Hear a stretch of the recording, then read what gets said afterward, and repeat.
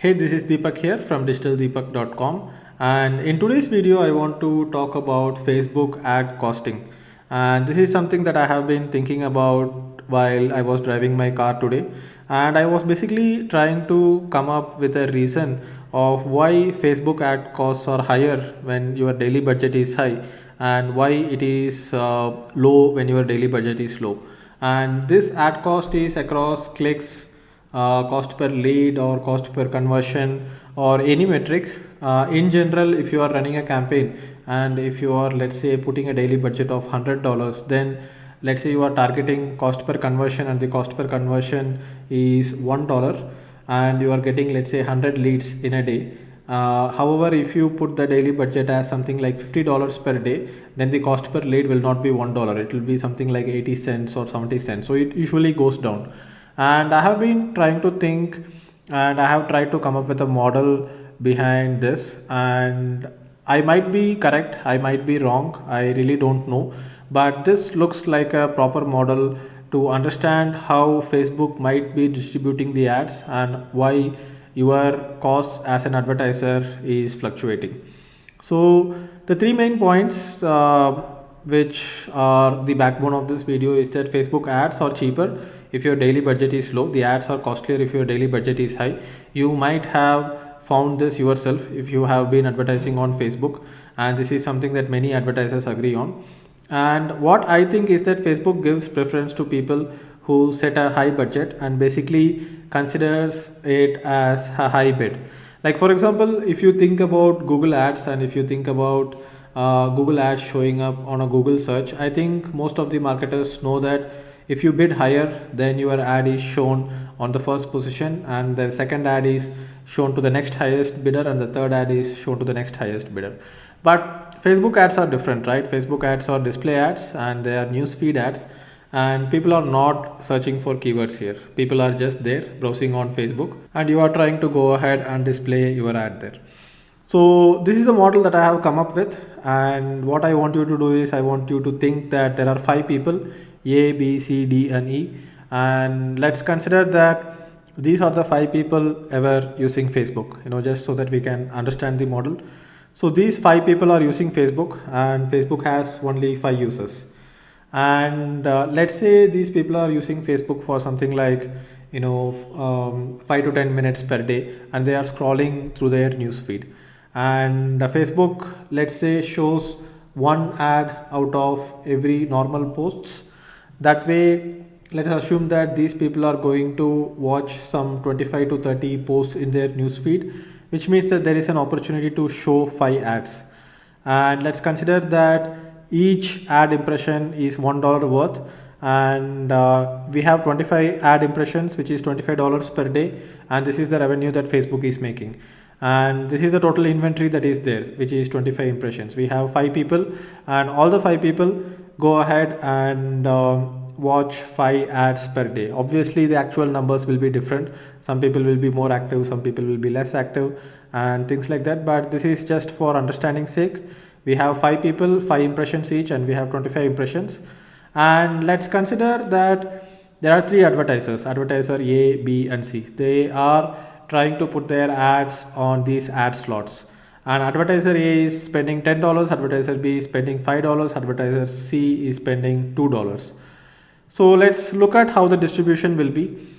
So let's say advertiser A, I have marked advertiser A in red, and what will happen is that Facebook will start placing the ads of advertiser A at the first slot of the person A, first slot of person B, first slot of person C, first slot of D and first slot of E, and then they have run out of the number of people. But here the advertiser A has spent $10, which means that they have bought 10 impressions.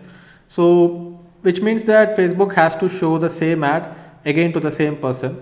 So 2 2 2 2 2. So what happens here is that each person is seeing the ad from advertiser A 2 times, right? So here that's why to prevent ad fatigue, we recommend having multiple different ad images and multiple different ads inside an ad group. So that is a topic for another video to discuss about, but you can understand that advertiser A is being shown 2 times. And what I think is that since advertiser A has set a daily budget of $10, Facebook is going to give first preference to this advertiser, basically takes this advertiser's bid as the most important, like, this is the highest bidding advertiser.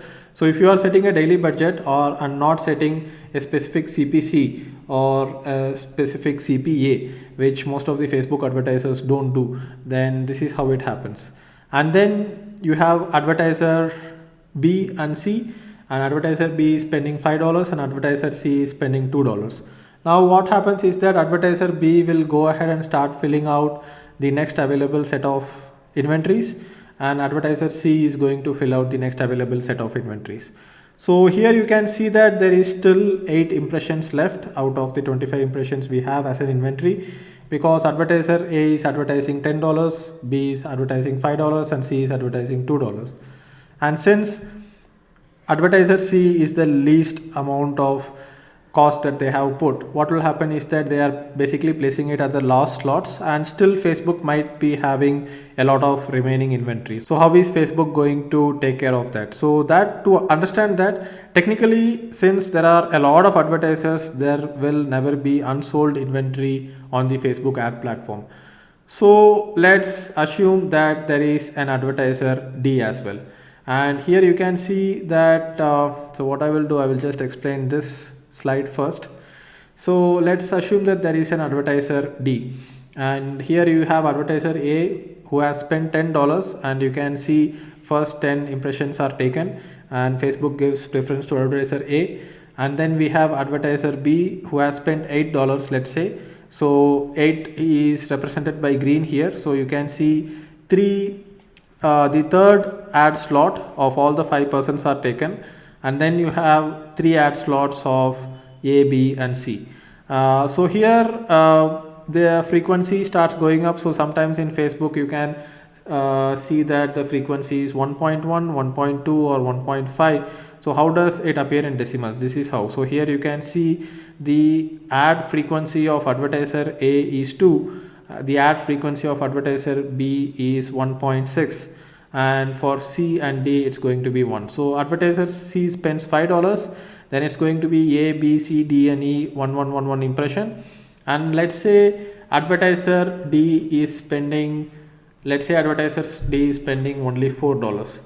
So what we have here is that since advertiser D has the least amount of daily budget, Facebook is going to basically take advertiser D as the least bidder, and they are not going to fill up their inventory because Facebook is not going to earn much from them.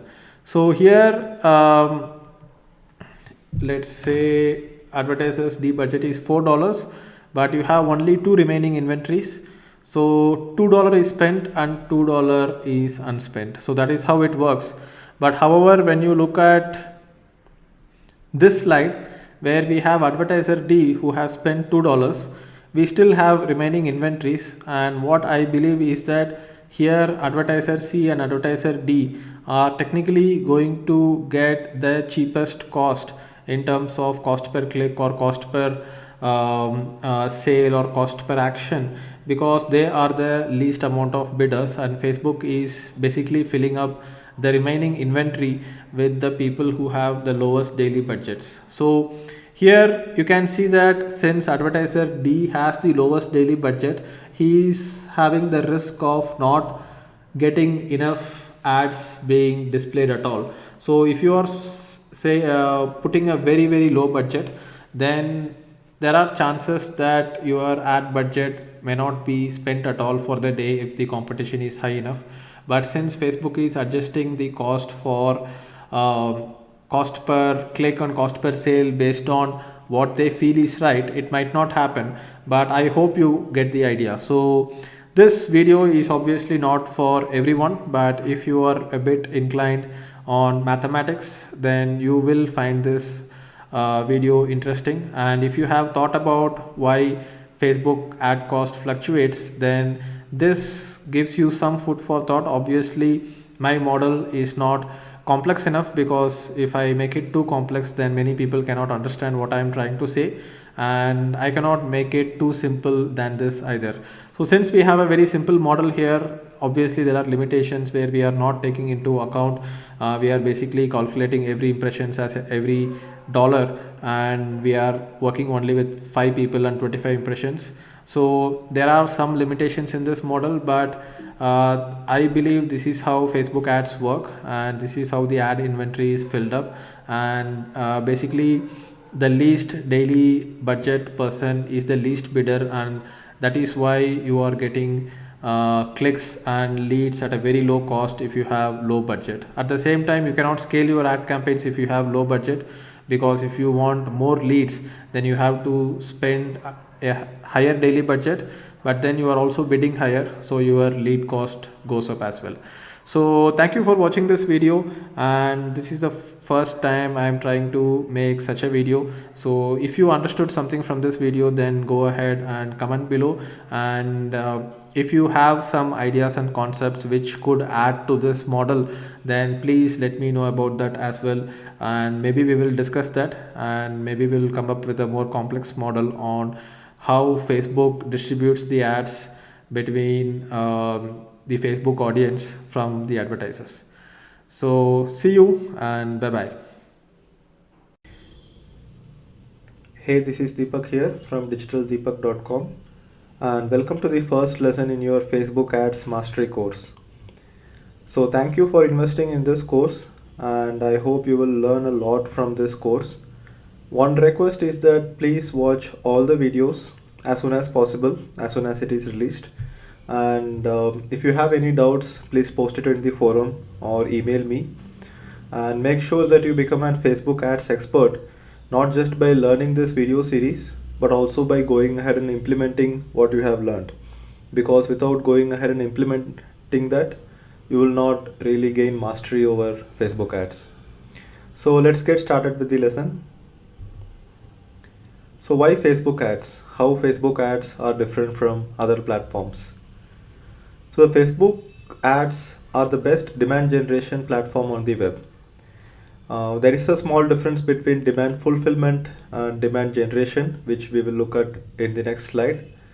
But Facebook is obviously the best demand generation platform, and you will learn why when we look at the statistics.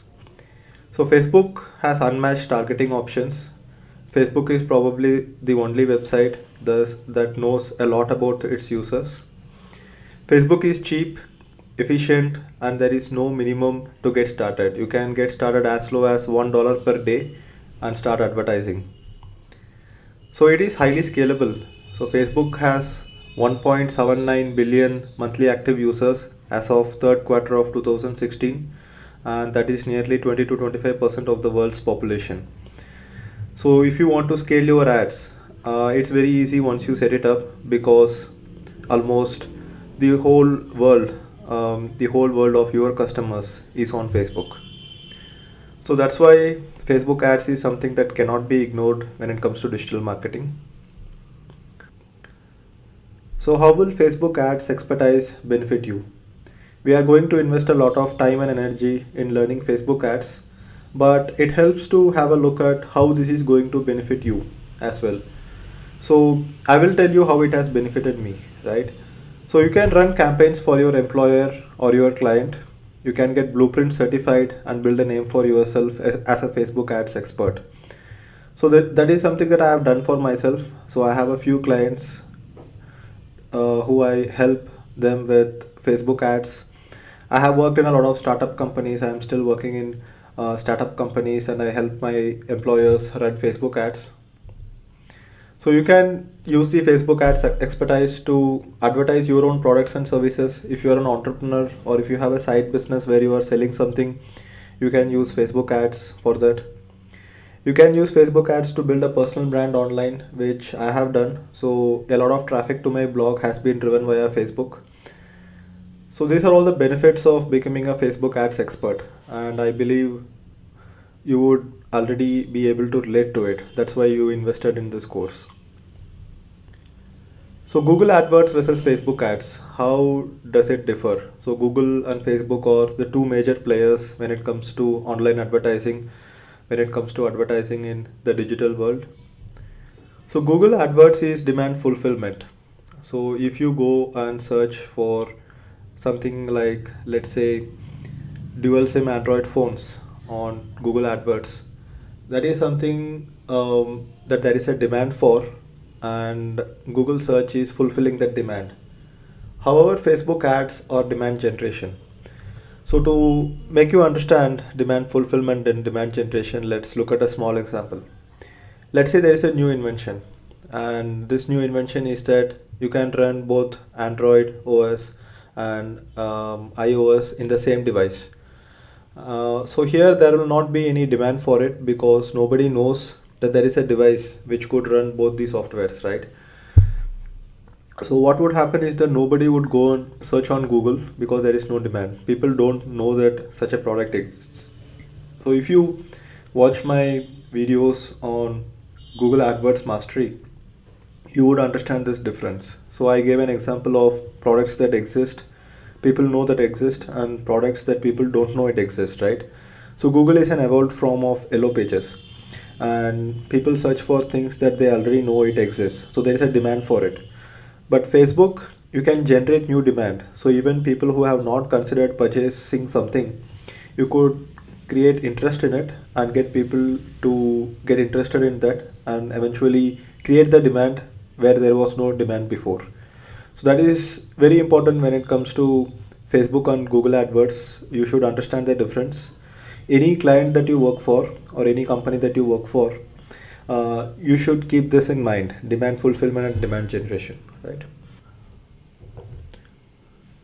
So demand generation is usually done by display ads and not search ads. And with display ads, you can actually generate interest in the target audience. Obviously, Facebook is not the only platform where you can run display ads. There are a lot of other other ad platforms where you could run display ads, like for example, the Google Display Network, and you have content recommendation engines like Taboola, Outbrain. But the common thread between all these display ad networks is that it's a demand generation platform and not a demand fulfillment platform. So the power of Facebook ads, right? So how does Facebook ads, being a display ads platform, differ from other platforms? So one of the most powerful features of Facebook is targeting features, because Facebook obviously knows about us a lot, and even when we sign up for Facebook and when we use Facebook, we give out a lot of information to Facebook by adding things in our profile such as date of birth, gender, interests, and things like that. So when it comes to search engine marketing, that is Google AdWords, the targeting is not done by who is searching for what, but the targeting is done with the keywords itself. So here the buyer intent is very clear. So if someone is searching for, let's say, dual SIM Android phones, it doesn't matter who this person is, because the buyer intent is very clear. He or she wants to buy a dual SIM Android phone, and it is made clear by the keywords that they use. So here demand fulfillment, you don't need to know the demographics and interest of the target people, because their intention is made very clear by the keywords that they use to search. However, when it comes to demand generation, you are actually showing your ad to people who might be interested in your product. And here, if you don't get the targeting right, then you would be wasting a lot of ad dollars, right? So, for example, consider something like TV ads, or consider something like newspaper ads. So if I take Times of India and I see an ad for a jewelry shop in the homepage or in the first page, then that particular ad is not useful for me. It is not targeted towards me. And a lot of impressions go waste like that. It's probably targeted at females in the age group of maybe 20 to 40. And it's a small percentage. So let's say 10 to 15% of the target audience is in that age group. And the ad impression is wasted for the remaining 85% of the people. So that doesn't happen with Facebook ads, right? It's a display ads platform, demand generation platform, but here you can actually target the ad. Let's say a jeweler wants to run an ad. He can actually target females of 20 to 40 years of age, and it will be only shown to that demographic, and it will not be shown to others like me or someone who would not be interested in such an ad. Here the efficiency of the ad goes up, and since the efficiency of the ad goes up, your ROI is better than any other traditional mediums or any other display platform as well. So Facebook knows about you more than your spouse or your parents, or who knows, Facebook knows about you more than you know yourself. So that's how much data that Facebook has collected over time. Facebook even knows who are newly married couples, who are engaged, who are parents of kids who are in 2 to 3 years age group. So there are so many things that Facebook collects information about you, but so far nobody has really expressed concerns over this data collection because it has not been used in a negative way, or there has not been any mishaps with all this data so far. So I think people are also comfortable giving out so much data to Facebook, and they would be comfortable as long as nothing negative happens with the data that have parted with.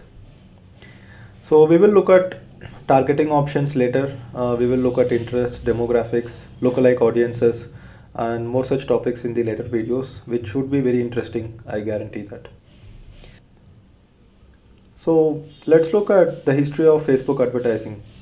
I'm not sure if you have watched the movie called The Social Network, and if you are interested in Facebook ads, obviously I would recommend that you watch this movie, and it gives you a glimpse of how Facebook started and how it went through the journey to reach where it is today. There's also a book called The Facebook Effect by David Kirkpatrick, which I recommend that you read. And when you look at the first type of Facebook ads which was launched, so you know that Facebook initially was launched only for colleges. And if you were studying in Harvard, let's say, then you would have an email ID such as your name at harvard.edu, and people would be able to sign up to particular groups only with that email ID. And it initially started as a social network for networking only within the campus or within the particular university. That's how it started. And initially Facebook experimented with ads by placing something called flyers, which you can see here. And these flyers were about events or things happening within the colleges. So that's how Facebook advertising started, and then Facebook started slowly expanding to more and more audience, and their revenue started growing.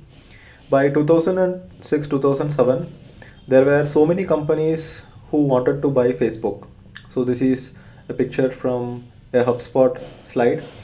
So Viacom, Google, Microsoft, Friendster, Yahoo, all these companies tried to buy Facebook, but Facebook declined the purchase offer from every company. So this is how Facebook has grown from 2004 to 2013, and you can see that the advertising revenue, which is in the blue line, has consistently grown with the user base as well. So more user base, more advertising revenue, and Facebook has really built a good social platform to attract almost 1/5 of the world population to its platform. So what are all the things that you can achieve with Facebook ads, right? Now that we are learning Facebook ads, so what can we achieve? So some of the major things are, you can build brand awareness for B2C companies.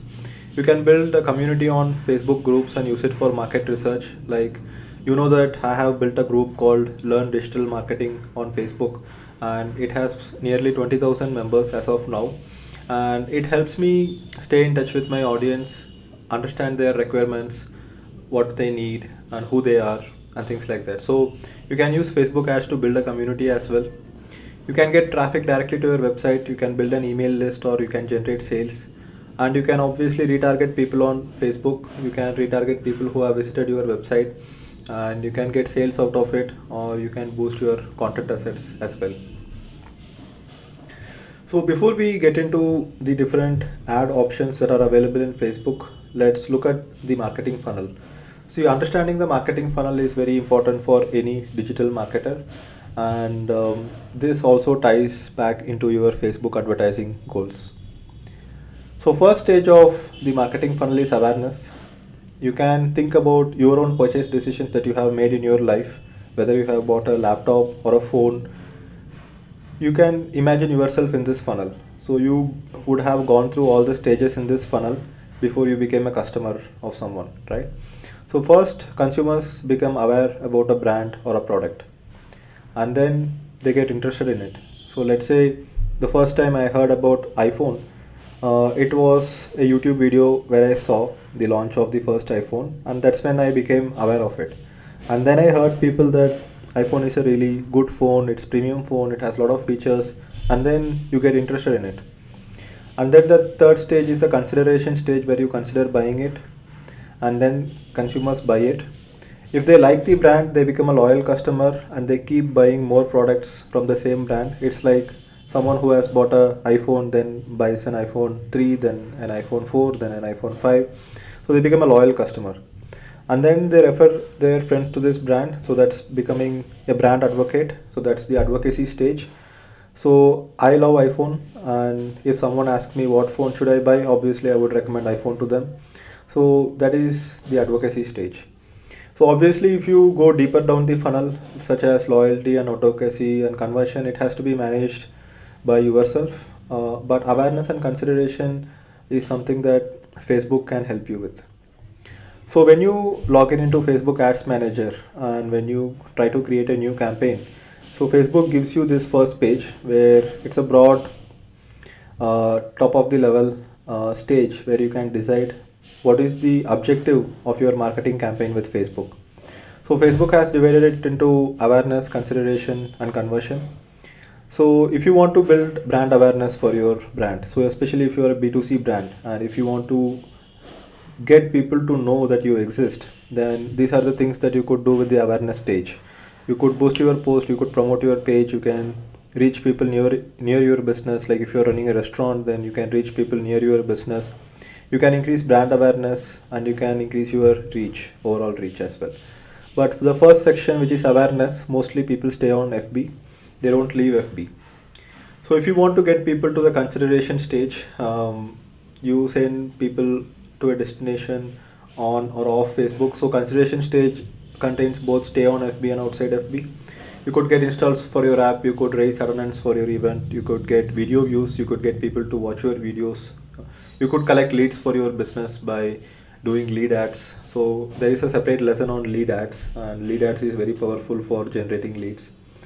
And then there is conversion. So conversion mostly happens outside of FB.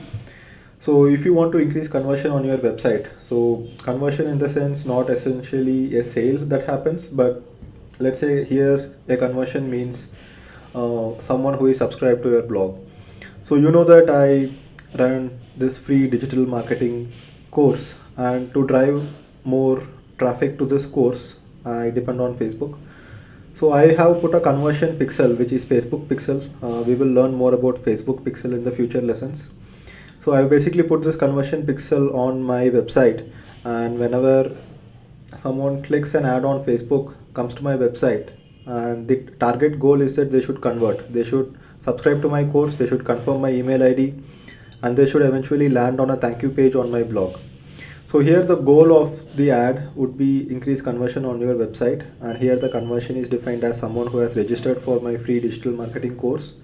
And that's my favorite part of Facebook, this conversion, increase conversions on your website, because Facebook's ad engine is so intelligent that if you run a conversion targeted campaign, what Facebook would do is that they would show the ad eventually only to the people who are likely to convert. They would look at the audience demographics and so much other information about the audience, and they would look at who is converting, and then they would show the ad who are likely to convert. So here the conversion optimization helps a lot in running a very efficient Facebook ad. So we will learn more about it in the future lessons. You can increase engagement on your app. So if you have an app already, you can increase engagement on your app. You can get people to use your app more and things like that. You can get people to claim your offer. So if you have an offer, you can promote your product catalog if you run an e-commerce store, and then you can get people to visit your offline stores as well. So this is a high level overview of all the things that you can do with Facebook, the different marketing objectives that you can achieve. So what not to do with Facebook and Facebook ads? So one thing I want all Facebook marketers to understand is that Facebook pages are not your web assets. So some people get too involved in getting more engagement for their Facebook pages, getting more likes. They try to think that their Facebook page is their asset, but be warned that Facebook page is not your asset, it's Facebook's asset. Yes, you have created something on the Facebook platform, but still there is a lot of risk associated to it because it's under Facebook's terms and conditions, and there is a lot of restrictions to it, right? So one of the restrictions that you would have seen is that if you have a lot of likes on Facebook and if you post something, the organic reach on Facebook is not as high as it used to be, right? So that's because it's Facebook's property, and Facebook has the right to restrict reach to the audience, because the audience is not basically your audience. The audience is Facebook's audience, except that they have liked your page. That doesn't mean they are your users, because they signed up on Facebook first. They have an account at Facebook. They have given their email ID to Facebook while signing up. So email should be your primary form of communication with your users, not Facebook. Facebook can help you build brand awareness and build your audience, but don't depend on Facebook to communicate to your audience. And do not use Facebook ads for getting more likes, right? Organic reach keeps going down. Earlier, 5 years back, if you posted something on your Facebook page, it probably reached a lot of people, but now it would hardly reach 10 to 20% of the audience, right? So don't do that, and try to use Facebook ads to get people off Facebook and register on your website and get their email ID. So if you have seen my Facebook ad and how I do it, I get people off from Facebook, get them to a landing page and get them to register on the landing page. So as long as I have their email ID, I can reach them and no one can restrict me emailing my own audience, right? So you can use Facebook Pixel to retarget your website visitors. It is more relevant, especially when you are boosting your post. So if you are boosting your post, if you are like publishing a new blog post and if you are posting it on your Facebook page, what happens is that the organic reach is not much and people end up boosting the post. But people end up boosting the post to the people who have liked their page, which is definitely not a good idea, because many people who like the page may not be your relevant users, and sometimes there has been even cases where if you advertise to get more likes, irrelevant people end up liking your page and they are not your customers at all. So that problem happens. So instead of using boost post to boost it to the people who have liked your page, use FB Pixel and retarget your website visitors. We will learn more about it in the future lessons, so that's more useful. And do not try to sell anything upfront. People are not in a mood to buy. So I have seen many advertisers who try to sell something directly on Facebook, and they end up saying that Facebook ads don't work and the conversion is very low and things like that. See, obviously, because when you're trying to sell something to people who are in a social mood, so they come to Facebook to check out updates from their friends and family, right? They are not really in a serious mood. They are not really in a stage where they are ready to buy. So here, if you try to sell something directly, like except for e-commerce where the purchase decisions are impulse, other than that, if you try to sell something directly, people are not going to be interested in it. They are not in a mode to buy. So instead, what you should do is that you should get interest of people by giving them something very interesting and an offer that they cannot refuse, and then slowly build a trust and relationship with them, and then sell something else. Like for example, you might have become my subscriber from Facebook ads. So if I had sold my Facebook ads mastery course on Facebook ads directly, and advertised to people directly about it, not many people would have been interested in it. Like even if you saw the ad for Facebook ads mastery course, you might not have purchased the course directly. But I advertise something which is free, which obviously gets interest of people. That is an offer that they cannot refuse because it's free. Free is the best selling thing in the world. And people look at my free digital marketing course ad, they sign up for my course, and then they engage with me. And then whenever you open the email, you are in a serious mode. And then after that, when I give an offer for a Facebook ads mastery course, then you are more likely to buy than if I had advertised on Facebook directly and you had a look at it directly, right? So Google AdWords, you can sell something directly because it's demand fulfillment and people are searching for solutions. They are in a mode to buy. But if you do not understand that people in Facebook are not in a mood to buy immediately, they are in a social mood, then you would get the maximum value out of Facebook ads. Don't try to sell something immediately, but get their interest with something that is free or something that is very interesting. Then build a relationship with them, make them your users, and then you can go ahead and sell something on a later stage to them. So let's also look at some of the Facebook advertising myths. So there are people who try Facebook ads without learning, without becoming a Facebook ads expert or without learning enough about it, and then it doesn't work, and then they start spreading some myths that Facebook doesn't work or Facebook cheats you or something like that. So what are the myths that Facebook ads have? So some people say that Facebook cheats people with fake metrics. So I don't think that Facebook, as a public company whose motive is to build trust and build more customers, would directly go ahead and cheat people with fake metrics. They are a publicly listed company. They have enough money. They don't need to really cheat people to get more money out of them. But I would agree that Facebook's ad algorithms are not 100% perfect. Sometimes the metrics are a little bit off. Sometimes you get likes from accounts which are not real accounts, and there are problems like that. But Facebook's intention is not to cheat people, and there are thousands and thousands of advertisers right now. I think there are around 3 to 4 million advertisers who advertise on Facebook, and wouldn't be, they wouldn't continue to advertise if Facebook ads didn't work for them. So that is a myth. I believe that Facebook is continuously working on making the metrics accurate. There is definitely some bot traffic and spam traffic which affects Facebook, but their intention is not to cheat people. So Facebook ads do not work, and that is something that people say. They just say blindly that, okay, fine, Facebook ads I tried, it doesn't work anymore. But obviously it doesn't work if you are trying to sell something directly, as we looked at it in the previous slide. Facebook ads wouldn't work if you try to sell something directly, and if people are saying that Facebook ads will not work, then they are the people who tried selling something directly, and that's not always a good idea. So some people say that Facebook ads are not a good way to promote B2B products. That is not true. You can sell B2B products with Facebook as well. But as I said already, you cannot try to sell it directly, but try to use Facebook as a lead generation platform for generating B2B leads, and then take them down through your sales funnel using inside sales and using marketing automation, and then try to sell them something. Right, so Facebook ads does work for B2B products. Some people say that Facebook is purposely reducing organic reach to force users to advertise. I don't agree with that, because over time, as a user, Facebook users end up liking more and more Facebook pages, right? So as they end up liking more and more Facebook pages, what happens is that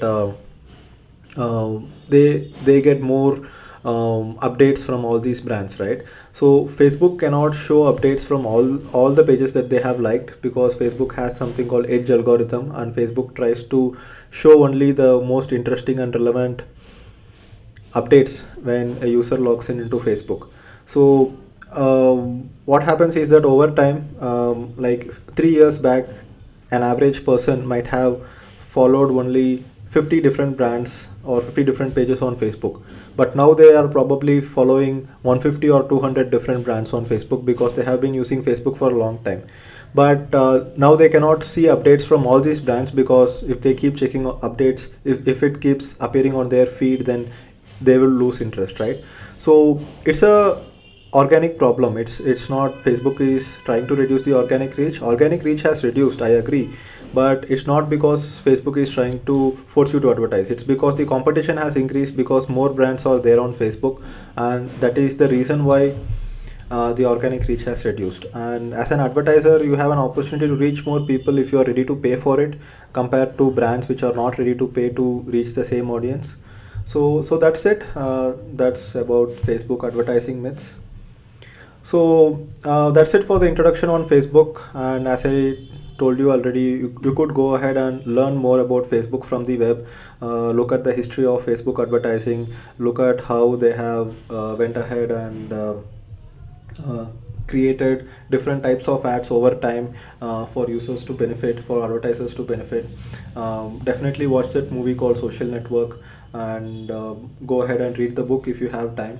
So what are all the upcoming lessons that we will see in this course? So some of the major things that we will see are, we will take a tour of the Ads Manager and Power Editor.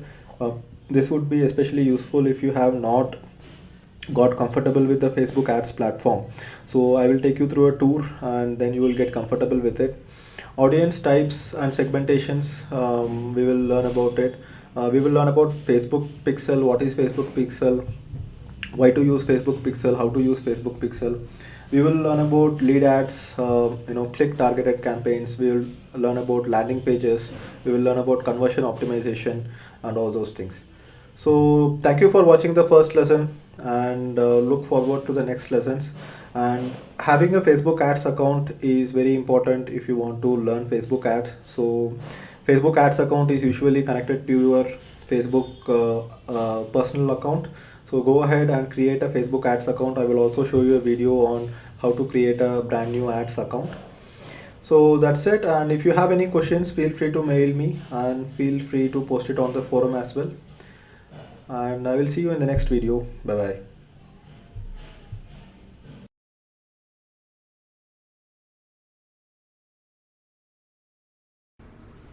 Hey, this is Deepak here from digitaldeepak.com, and welcome to the second lesson of your Facebook Ads Mastery course. In this lesson, we are going to have a tour of the Ads Manager and the Power Editor. So let's get started. So I am here in the Ads Manager of my account, and I have also opened the Power Editor here. So we will just have a look at all the different options and just have a tour of what's inside. And eventually, as we go into further lessons, we will go deeper into each and every concept, such as creating ad, analyzing the analytics, creating custom audiences, etc. So as soon as you go into the Ads Manager, this is the screen that you would see. You can see this is the lifetime statistics from my account. You can see the campaigns that I am running. So basically, this is the campaign I am running to get subscribers for my blog and my free digital marketing course. Of course, I run ads for the companies that I work for and my clients as well, but I am not supposed to reveal the data from their account. So that's why I'm using my own account here. So you can see this is one of the campaigns, and total results that I have got, total conversions that I have got, total number of people reached, the total cost incurred, and the total amount spent. So these are the statistics that you would see on the Ads Manager as soon as you log in. And I can go ahead and get more performance statistics if I want. For example, I have created a custom set of columns for looking at more data. So what I can see here is the CPM rates, the cost of 1,000 people reached, the result rate, the CPCs, and the frequency here. So frequency is basically if one person sees an ad 2 times, that would be 2 times as the frequency. The cost per result. So what I could do here is that I could go ahead and get more data from here if I want. So I can go ahead and customize columns, and here you can see there are so many other things that I can put a tick to. So these are performance results, then you have cost results, engagement results, and I could go ahead and put a tick mark at many of these things. Let's go and have a look at more of them. Clicks, cost, awareness, conversions. So going over each and every line item here would be beyond the scope of this video, but I recommend that you go ahead and explore all the different things that are available. For example, if you are doing app install campaigns, there are separate statistics for app install campaigns as well. Earlier, Power Editor used to have much more options than the Ads Manager, but right now the Ads Manager almost has all the options that you have in Power Editor.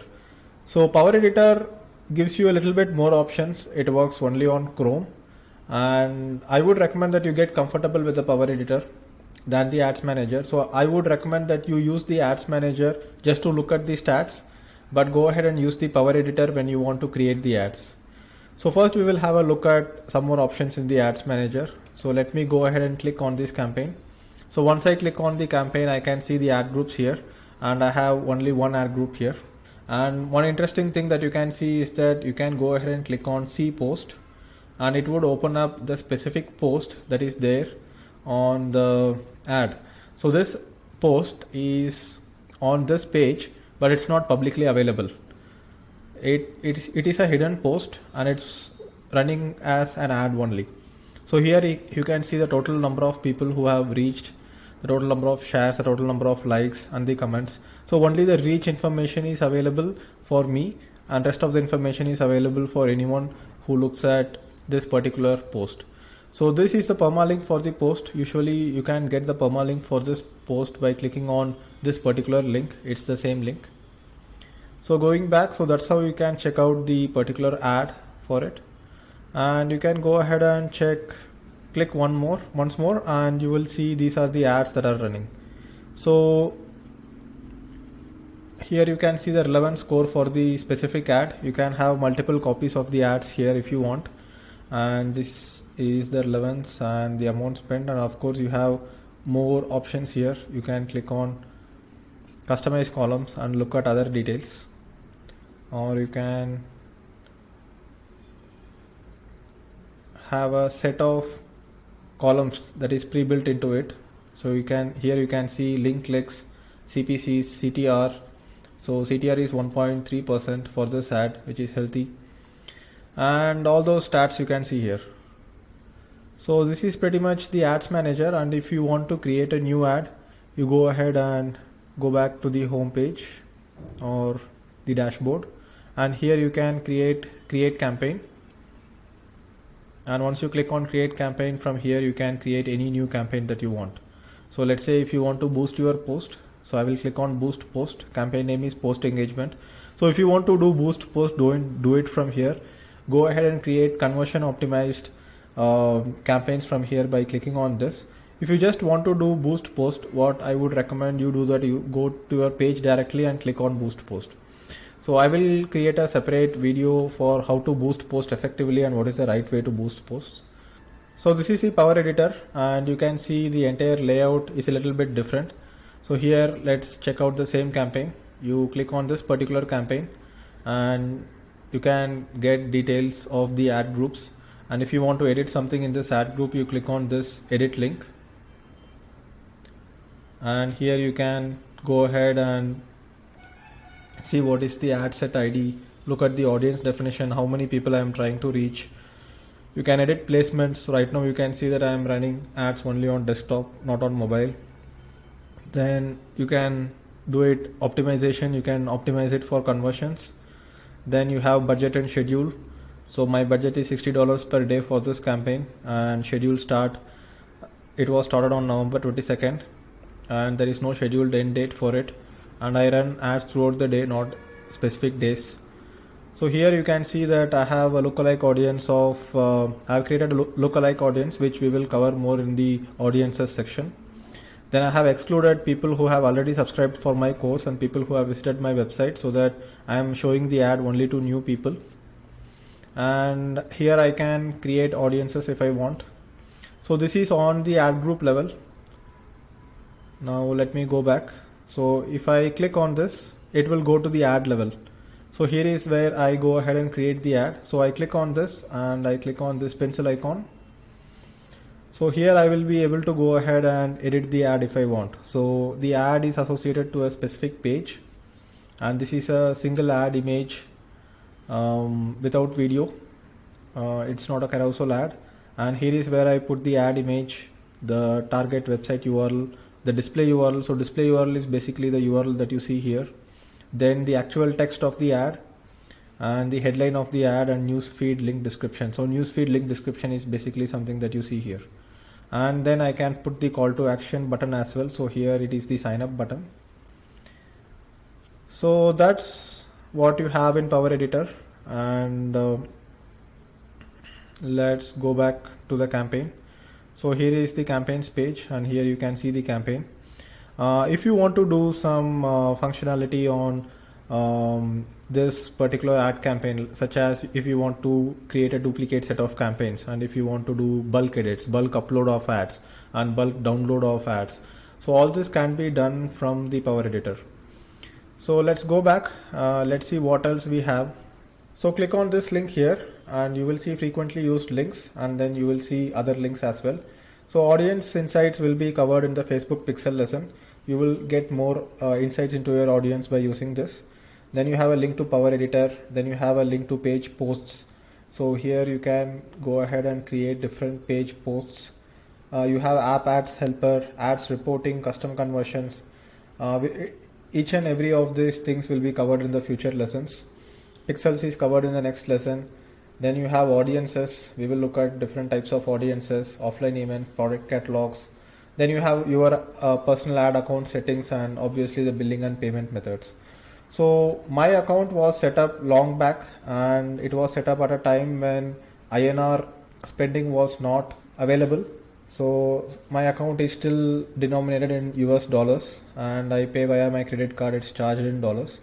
So that is the only difference. But if you go ahead and open an account, you should be able to see Indian rupees here. So I got comfortable with looking at the statistics with dollars, and that's how my brain is wired right now, having run campaigns over quite some time. So that doesn't make any difference, major difference for you anyway.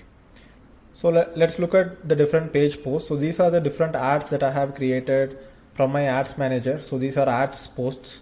Published posts are the posts which I have published on my official page, Deepak Anagaraju.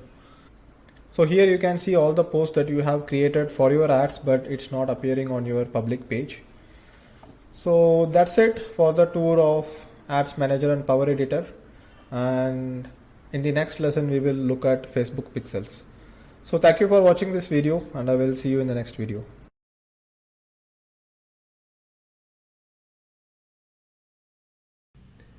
Hey, Deepak here from digitaldeepak.com, and in this video I want to give you an overview of the Facebook pixel. So right now I am at the Facebook's page which talks about the Facebook pixel. Basically, Facebook pixel is a JavaScript code which you can place on all the pages of your website, just like a Google Analytics code. And this single universal code helps you achieve a lot of different things for which there used to be separate different codes previously.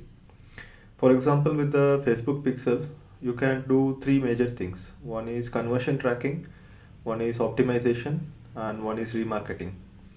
So earlier, Facebook used to give us something called a conversion tracking code, which we used to place on our website. And this conversion tracking code was specific for different conversions. For example, if you want to track if customers are paying on your website, after customers pay on your website, they would land on a thank you page or order confirmation page. So when you have a conversion tracking code there, Facebook would be able to figure out that this particular customer has come from an ad click and he has converted here. So to explain how it works, let me just pull out a blog post that I have published a while back. So I recommend that you read this blog post as well, the complete guide to Facebook pixel for digital marketers. So here how conversion tracking pixels work. So usually when you place any conversion tracking pixel or JavaScript code on the thank you page, what happens is that when users are clicking on an ad and users are using the same browser for the entire journey. So let's say in this case, the users click on an ad. So here is the website where the ad is displayed and they come to a landing page. So Facebook can track which user it is because let's say this website is Facebook, and since this website is Facebook, Facebook knows that which is that user. So here they come to the landing page, they sign up on the landing page, and then they go to the thank you page. Here in the thank you page, there will be a tracking pixel or a tracking code through which Facebook can find out whether this particular user has converted or not. So why do we use conversion pixels in the first place? So let's say there are two websites. So here this is one website and this is another website, or you can also consider this as two variations of the same ad. So let's say this is ad A and this is ad B, and ad A drives 100 clicks, ad B drives 100 clicks, and end of the day, let's say you have got 50 leads. So how do you find out which ad has performed better? So that is why conversion tracking pixel works. So this conversion tracking pixel can track where this particular clicks came from. So 20 came from this ad and 30 has come from this ad. So now you know that whether this website or this particular ad has performed better because it has driven 30 leads from 100 clicks and this has driven only 20 leads from 100 clicks. So that is the point of conversion tracking. And what Facebook Pixel does is that it combines conversion tracking, optimization and remarketing, and there is also more features such as audience insights. You could get more insights into your audience by the Facebook Pixel. So I believe that you would have experimented with Google Analytics. So Google Analytics, what it does is that it basically tracks all the visitors to your website, right? Each and every page, the analytics code is there and it tracks all the visitors. So Facebook Pixel does something similar, and if you want to do conversion tracking, all you have to do is set up a conversion event, and since Facebook Pixel is already there, it would automatically become a conversion event. You don't need to install any separate code for each and every conversion event. So I know that it might be a little bit confusing right now, but let's look at the examples. Let's go into my ads manager, and if you have any doubts, it will become clearer there.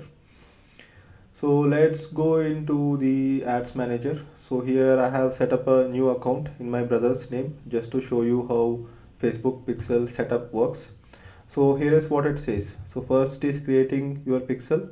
Facebook Pixel for your account lets you measure conversions, optimize ads and valuable actions, create audiences for remarketing. And then you have to install the code on your website, and then you can choose your actions.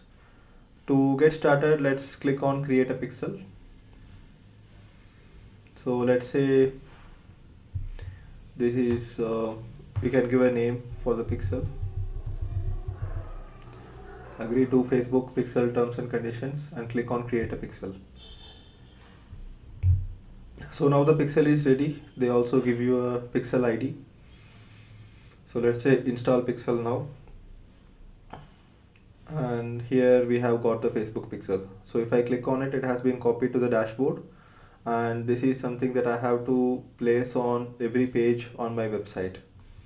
So basically there is only one pixel available for each account, and you could set up the same pixel in multiple websites if you want. So there is an option called advanced matching. I recommend that you switch it on. So sometimes what happens, your tracking is not 100% accurate because of browser issues. So here what advanced matching says is that information from your pixel will be used to match website actions with Facebook people. This helps increase the effectiveness of conversion reporting, ad optimization and targeting. So this is a useful feature, so you can turn it on and you can go ahead and click on setup events. So here there are different events for conversion tracking, and this is a bit technical which we will get back to later. So right now our Facebook pixel has been created. So let's click on done, and now it is waiting for me to install the code before I can go ahead and do any other actions. So once you log in into the ads manager, pixel is basically available from the drop down menu under assets, and you click on pixels. That's where you access pixels from. And once you have set up the pixels, the next step is to set up audiences. So let me click on audiences. So here there are three types of audiences: custom audience, lookalike audience and saved audience. So this is something we will get deeper into on the lesson about audiences, but Facebook Pixel basically helps you create these audiences based on the behavior. So custom audience is something that you upload. If you have a list of email IDs, let's say you have 10,000 subscribers on your site, that is a custom audience for you. You can go ahead and create a custom audience by uploading your contacts. So here it says you can create a custom audience from your customer contacts, or you can create custom audience from your website traffic as well. So that is where the Facebook pixel helps. Or you can create a custom audience from a list of your mobile app users. So if you upload customer contacts, what will happen is that, let's say you have an email list of 10,000 people. What will happen here is that not all the 10,000 people will match exactly with Facebook, because some people will be using a different email ID than what they have given to Facebook. So from what I have seen, around 60 to 80% of the contacts will get matched. And if you want to run ads only for a specific set of existing subscribers or existing customers, you can use custom audience.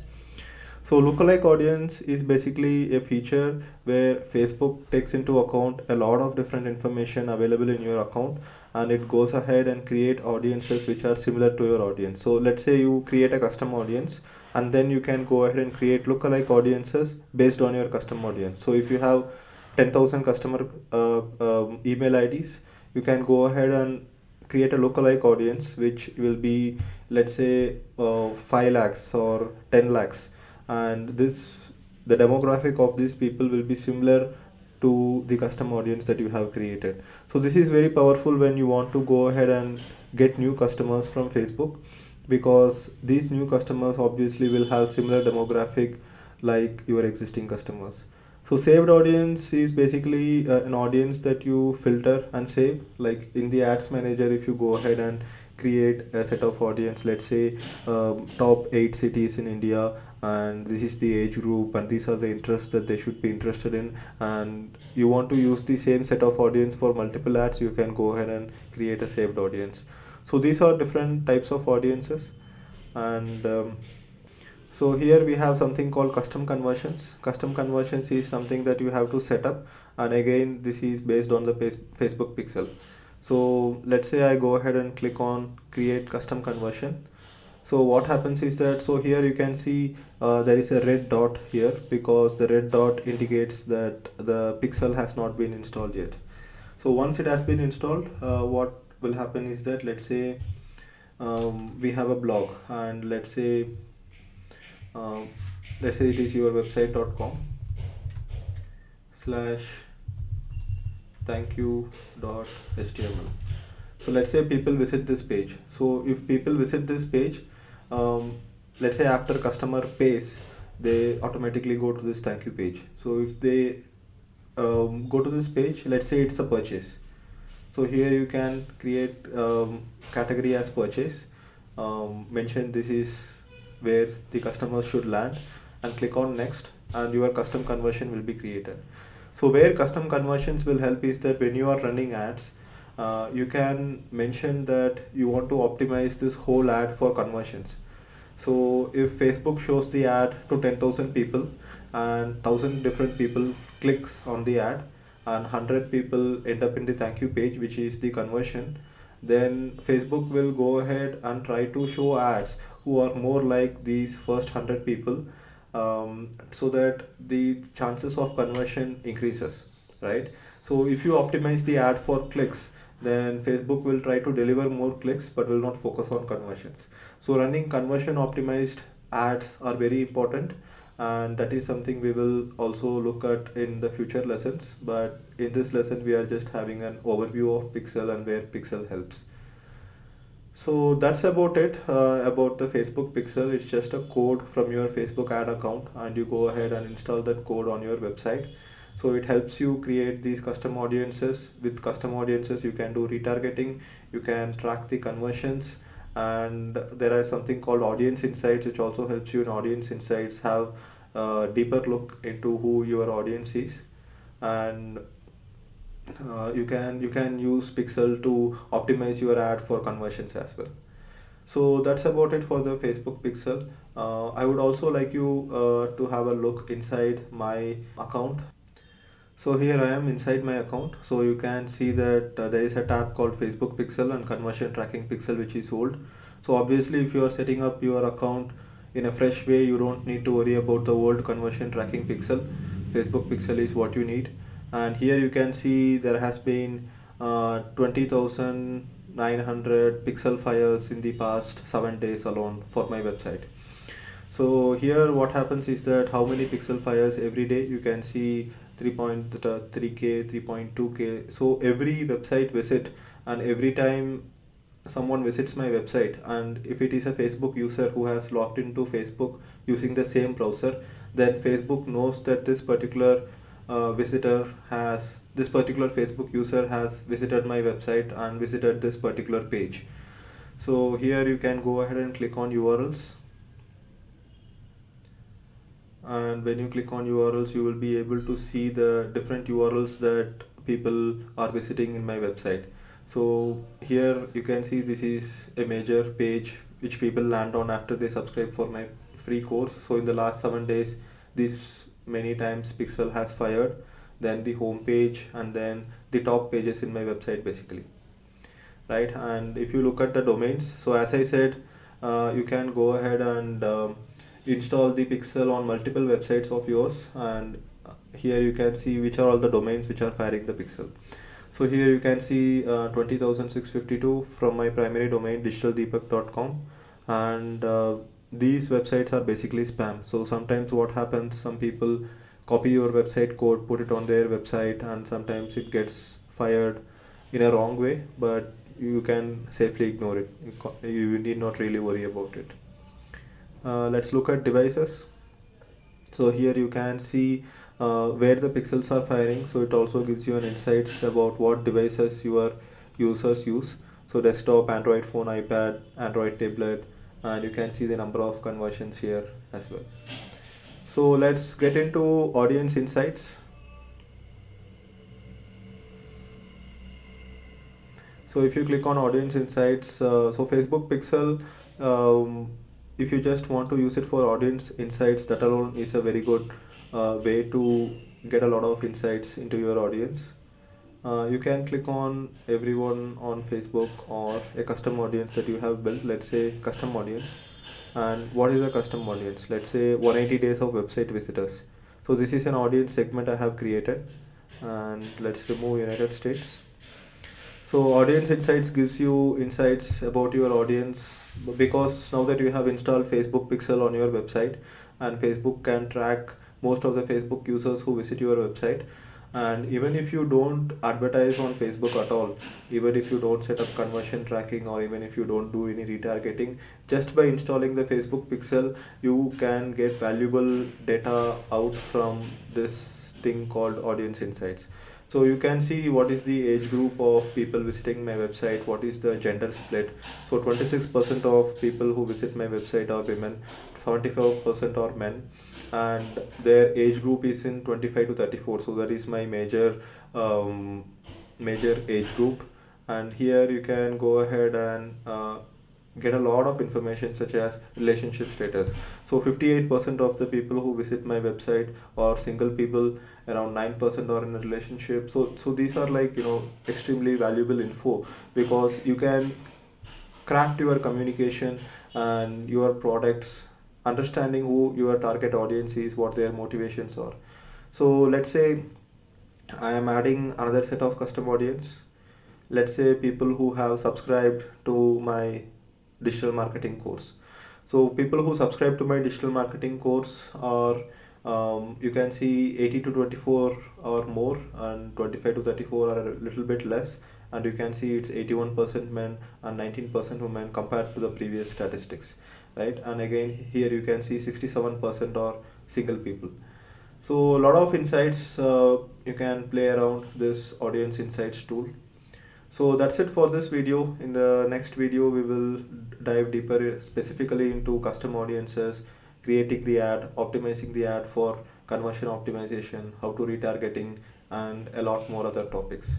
So finally you can go ahead and read this article at digitaldeepak.com. Just go ahead and search for pixel here in the search bar, and you will get this article about Facebook pixel, or you can just go to guide to Facebook pixel URL directly. So I will see you in the next video, and thanks for watching this lesson. Bye bye. Hey, this is Deepak here from digitaldeepak.com, and welcome to the fourth lesson of your Facebook Ads Mastery course. In this lesson, we are going to learn about custom conversions. So let's get started. So what are custom conversions? Custom conversions is something that works with the Facebook pixel. It helps you track conversions on your website. It helps you optimize the ad for conversions. So if you are running an ad and if the goal of the ad is getting conversions, not just clicks or views, then a custom conversion helps a lot in that.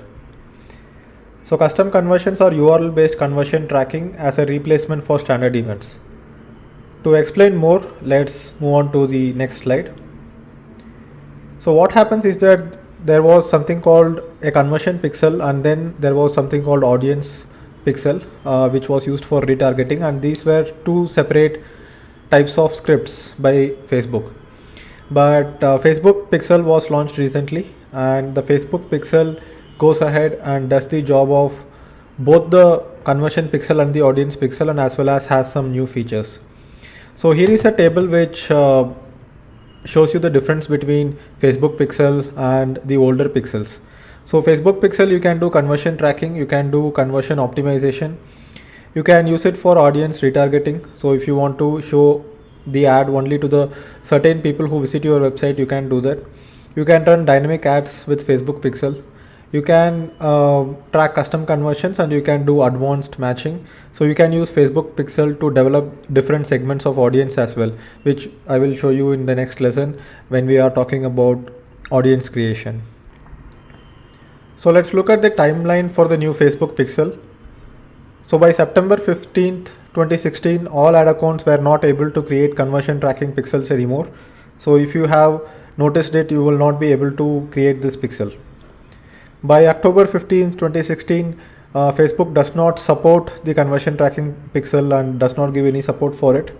And by February 15, conversion tracking pixel will be completely disabled. So if you have any ads running on the old conversion tracking pixel, it's better to migrate to the new Facebook pixel and set up custom conversions. So what are standard events? So Facebook pixel is basically a JavaScript code that you place on all the pages of your website. But apart from that, you can also pass standard events on the JavaScript code itself. But I would not recommend that you go ahead with standard events unless you are a developer. So standard events, you have to pass data via JavaScript from the backend, and that's complicated for most users, including me. So if you have a developer in your company, obviously you can ask him to set up standard events, but instead what we do is that we set up custom conversions, and custom conversions are based on URLs. So basically what happens is that according to Facebook, if you have implemented the base code across the website but not standard events, you can leave the code as it is and create custom conversions using URL rules. So basically what I have done is that whenever I advertise to get people for my free digital marketing course, I see if people confirm their email ID and go to the thank you page. So if they go to the thank you page, then it is counted as a conversion. Towards the end of this video, I will show you inside my account how I have set it up. So basically you can put a rule that the URL equals or URL contains this particular set of words, and if people reach this particular URL, then it is counted as a conversion. So basically if you are not running an e-commerce store and have a page where you get payment from someone and they reach a thank you page, so you can, instead of putting the conversion tracking pixel on the thank you page, you are basically defining to Facebook that if people reach this particular page, then count it as a conversion. Even Google Analytics code works like this. So if we are setting up goals in Google Analytics, it works similarly. So the analytics code is also on all the pages of your website, and if someone reaches this particular page, then it is counted as a goal. So let's move ahead. So this is how you create custom conversion. Basically you put it as URL equals a particular URL, and then you can select a category for it. Category is basically for your own reference and it does not impact anything else. And when you are creating an ad, you can optimize the ad for conversion. So you can tell Facebook that show my ad only to the people who are likely to convert. So how does conversion optimization work? So it's like an auto split testing of the audience without the manual effort involved. let's say you want to create ads for different sets of demographics and different sets of people. It's going to be very complex because there are so many variables involved: gender, age, city. There are so many variables involved. It will not be possible for you to go ahead and do split testing for each and every scenario possible. So when you start an ad with the goal as conversions, then what Facebook does is that it starts showing the ad to different sets of people, different pockets of people, and see which pocket converts the best. So then what Facebook will start doing is that Facebook will show the ad only to the people who are most likely to convert, and it will not show the ad to the people who are not likely to convert. Let's say Facebook shows the ad to someone who likes a set of things or who has not liked a set of things, and let's say they have not clicked, and even if they have clicked, they have not converted. Then Facebook would learn, the Facebook ad engine will learn that these people are not likely to convert. And let's say Facebook shows the ad to some sets of people who actually converted, then Facebook learns that these people who have these characteristics, it may be the pages that they like, it may be the age of the people, it may be the gender, it may be the demographic location, it could be anything, right? So Facebook learns that these people are highly likely to convert, and Facebook starts showing the ad to these people first than the other sets of people. So only when the entire audience size starts getting exhausted, Facebook will stop showing the ad. Another thing to note in this entire thing is that it takes time for the optimization to be efficient. So obviously, when you see any split testing activity, if there is not enough sampling size, then the results will not be accurate. So you have to run the ad in such a way that there is at least 10,000 to 20,000 impressions per day for Facebook to learn how to optimize the ad for the best target audience. So what happens is that many marketers start at a conversion optimized ad. They run it for few days with very low budget, and they see that their total cost is very high, cost per conversion, and they start panicking. So what will happen is that if you let it run for a longer time, get more impressions, then you let Facebook learn which audience is likely to convert, and then Facebook will start showing the ad only to this audience, right?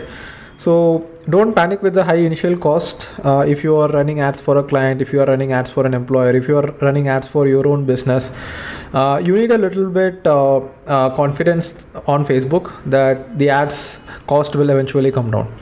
So if you have run the ad for, let's say, 50,000 impressions, then at 50,000 impressions it will start stabilizing. So that's what I have seen from my experience. So let's go on to a live demo and let's look inside my account. I will show you a few things of how to create custom conversions and things like that.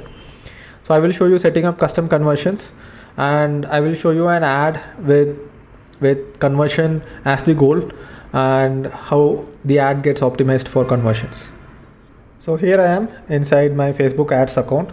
So I am in the custom conversions page. So basically you get to custom conversion page by clicking on this icon and clicking on custom conversions. So here you can see that I have set up only one custom conversion, which is registered for free DM course. So this particular custom conversion is a conversion which is recorded when people visit my thank you page. Whenever someone looks at the ad, clicks on the ad, they sign up, and after they sign up they get a confirmation mail, and if they click on the confirmation link, they land up on this page. So I have defined that if someone lands on this page, then consider it as a conversion, and the name of the conversion is registered for free DM course, and the category is complete registration. So it is connected to the pixel obviously, and it will show you the status which is active. So I also created another conversion which I have disabled temporarily for some statistical reasons. So every time someone visits this page is also considered as a conversion, but it's a different conversion. Note that you can create only 40 different custom conversions for every ad account. If you need more conversions, then you may have to go ahead and set up standard events. So this is custom conversions, and you can see that when you have set up custom conversions, you will be able to see the results as how many conversions have you received, instead of seeing the results in terms of clicks or in terms of impressions. So here you can see this is the reach, this is the cost per conversion, and this is the total amount spent, and here you can see this is the conversion that we have achieved. And this helps me because ultimate goal of running the ad is to get subscribers for my free digital marketing course. So let's go ahead and look at the Power Editor. So the same ad, what I have done is that I have gone into the ad group, and here you can see the goal of the ad. See, goal of the ad is optimized for a conversion, and the conversion is registered for a free DM course. So as we had discussed before, Facebook automatically goes ahead and optimizes the ad only in such a way that the ad shows only to the people who are likely to convert. Right, so let's go back here. So whenever you create a new campaign, what you have to do is that you can click on increase conversions on your website, and then go ahead and set up the ad in such a way that the goal of the ad is to get conversions, and Facebook will automatically optimize your ad for conversions. Alternatively, if you do something like boost your posts or promote your page or increase brand awareness, these types of goals will optimize for more impressions. For example, if there is a FMCG company who wants to increase brand awareness, so let's say they are advertising Coca-Cola or Pepsi or something like that, then what happens is that they don't need any conversions. They want more people to look at the ad and then go ahead and make the purchase in an offline store. So in such cases, you will optimize the ad for impressions or clicks than for conversions. So I hope this video lesson helped you understand what custom conversions are and how custom conversions help you run ads in a highly efficient way. So if you have any questions, ask it in the forum. Thanks for watching this video. And in the next lesson, we will look at different types of audiences, how to create audiences. So we have saved audiences, lookalike audiences, and all those different types of audience sets. So see you in the next video. Bye bye.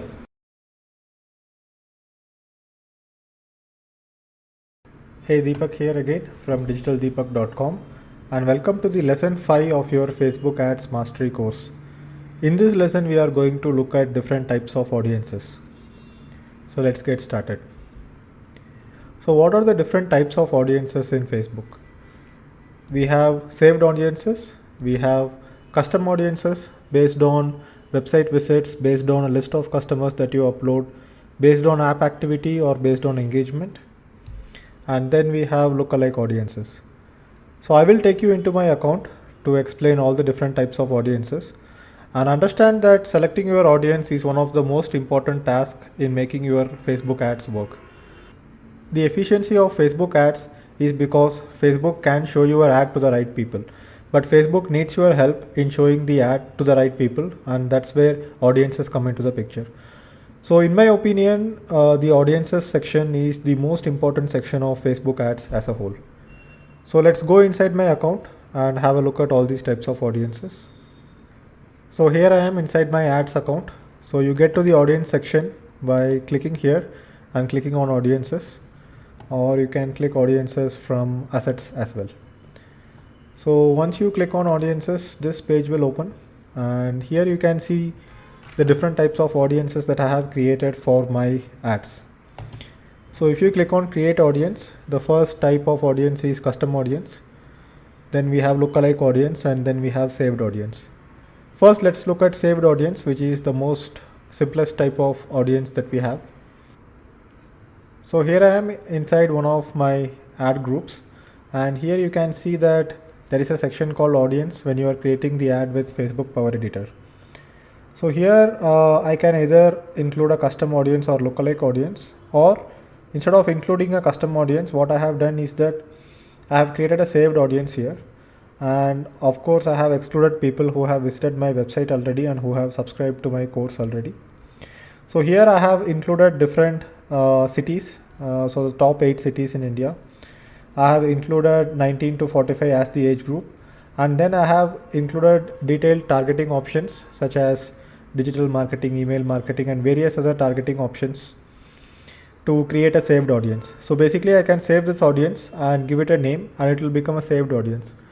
So saved audience is something that you build based on what Facebook gives you, based on the details and interests that you have included, and based on the location criteria and the age criteria. And this is the simplest and the most organic form of creating an audience, right? So this was what was first available before you had custom audiences and lookalike audiences. So basically the power of Facebook ads, you cannot really tap into it unless you get into lookalike audiences and custom audiences. So now let's look at custom audience. So custom audience is basically connected to Facebook pixel, and for example, if you want to build a set of audiences who visit your website, then you would go ahead and click on website traffic. So first let's look at website traffic, and then we will look at customer file as well. So if I click on website traffic, so here what it says is that anyone who visits the website in the past 30 days, go ahead and create an audience name for it. So let's say anyone who visits my website in the past 45 days, and when you say include past website traffic, it means that if in the past 45 days whatever people have visited, they will also become a part of the custom audience. So the most amazing thing with Pixel is that you could have installed the Pixel a while back, a few months back, and you need not have created any custom audience at all, but Facebook have saved all the information of all the visitors who have visited your website. So Facebook knows who has visited your website. So it doesn't, it's not required that you go ahead and create an audience now and wait for some time for the audience to generate. So past website traffic can be used to create this custom audience. So let's say I'm giving the audience name here as 45 days of website visitors. So here all the website visitors would be included, and I can go ahead and click on create audience,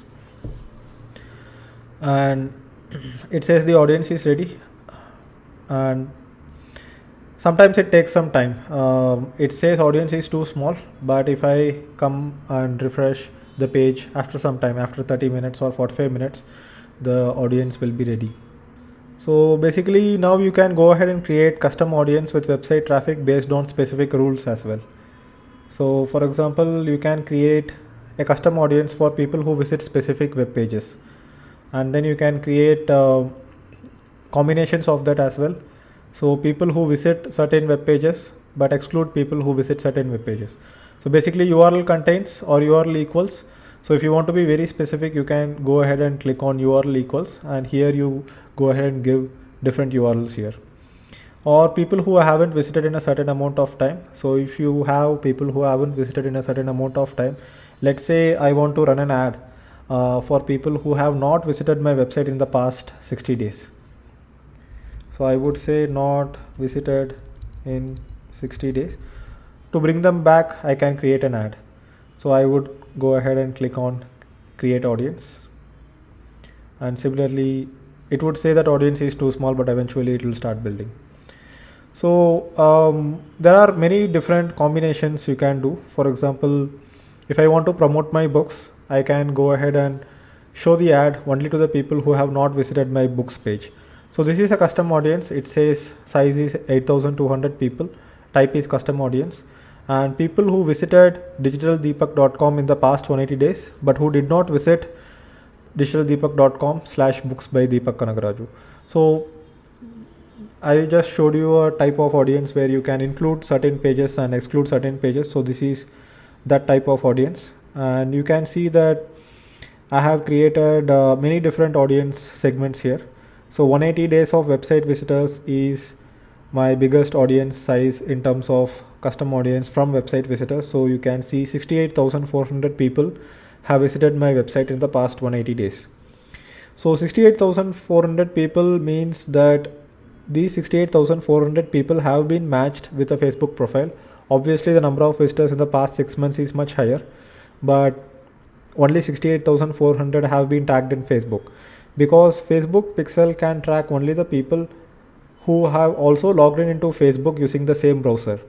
Otherwise Facebook can't know that it is this Facebook user that has visited my website. So then I can go ahead, let's check custom audiences again. I think you are clear with website traffic types. So these are the different website traffic types, days, and you can go ahead and create custom combinations as well. You can go ahead and add new conditions for inclusion and exclusion. So URL contains or URL equals, and or you can have and here it is or. So let's say URL contains digitaldeepak.com and some other website. So I can install my Pixel in multiple websites if I want, And Facebook gives you only 1 pixel per account, and you can install this in multiple websites. So that's about it for custom audience under website traffic. And custom audience under customer file is basically a list of audience.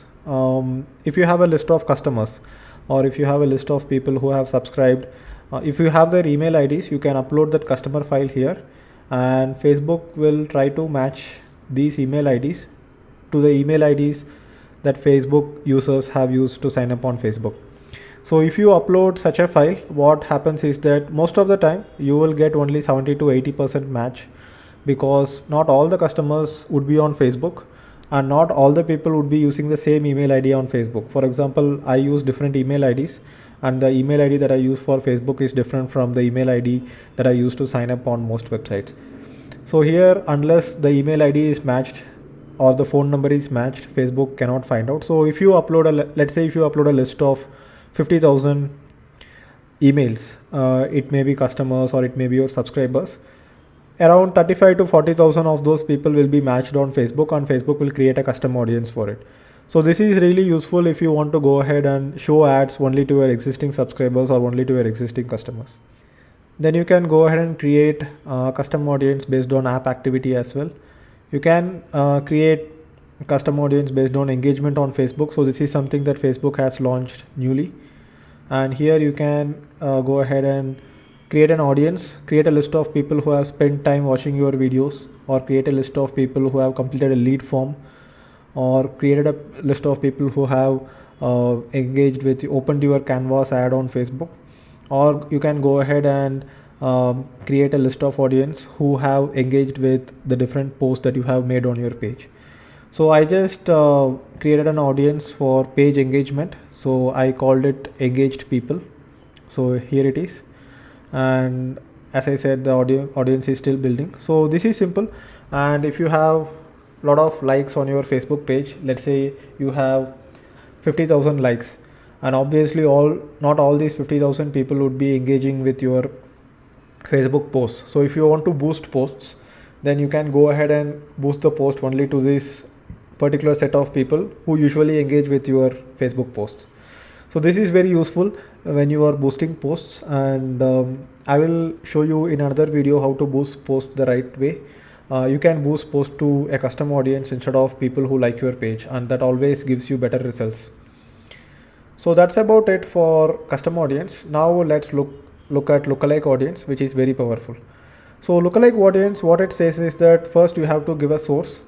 Let's say I want to create an audience who are just like the people who have subscribed for my free digital marketing course. So here I would go ahead and say that DM course subscribed. That is the website custom audience, which is the source of this lookalike audience. Or I can go ahead and create page based, or I can go ahead and create conversion pixel based, custom audience based, different sources for this. So let's say DM course subscribed, and I have to give the country targeting, which is India. And here I would go ahead and create the audience size. So for India, I have already created an audience. So let's say Sri Lanka. So this is the source. So I have some set of users from Sri Lanka as well. So let's say I want to go ahead and show the ad to more people who are just like the people who have subscribed for my course on Facebook in Sri Lanka. So here I can go ahead and create the audience size. So if it is 1%, so it says that audience size ranges from 1% to 10% of the total population in the country you choose, with 1% being those who most closely match your source. So if I make it at 1%, it will more resemble the source which I have given. Or if the audience size, if I feel it is not enough, I can go ahead and expand the audience size. So if I want to have a target audience of maximum possible people, let's say I go ahead and click on 10%, right? So 10%, I can reach nearly 4,78,000 people who are more like the audience who have subscribed for my blog. So here I can go ahead and click on create audience, and again it will take some time to go ahead and create the audience. So it says updating audience. So that's how you create lookalike audience. So lookalike audiences, the sources can be anything. So here you can see I have a lot of different sets of lookalike audiences. So here you can see 6%. So 6% is 10 million people, 9% is 15 million people, 3% is 5 million people. So these are different sets of audiences, and I have created lookalike audiences for my website visitors, and I have created lookalike audiences for the people who have subscribed to my course as well. So the recent ad which I am running, so the first ad which I ran on my blog, let's go ahead and show it to you. So the first set of ad which I ran was called this one, LDM DM Jan. So this was started in January, and this has got 24,327 subscribers so far, and it has reached 1.2 million so far. So this was from a saved audience. So the saved audience, I gave detailed interests such as learn digital marketing, or digital marketing or digital marketing related topics such as email marketing, SEO, inbound marketing, and all those things. So this ad ran for a saved audience, but then after some time the efficiency of the ad started coming down. So as I had explained in a recent blog post about why your Facebook ads cost keep increasing over time.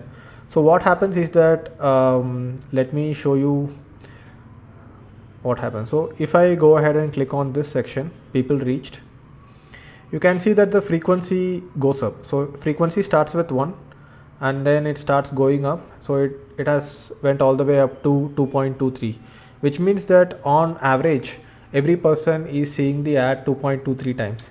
So if every person is seeing the ad 2.23 times, then with more frequency the conversions will start going down, because if you see an ad for the first time, you don't click and subscribe. You are less likely to click and subscribe if you see the same ad for the second time.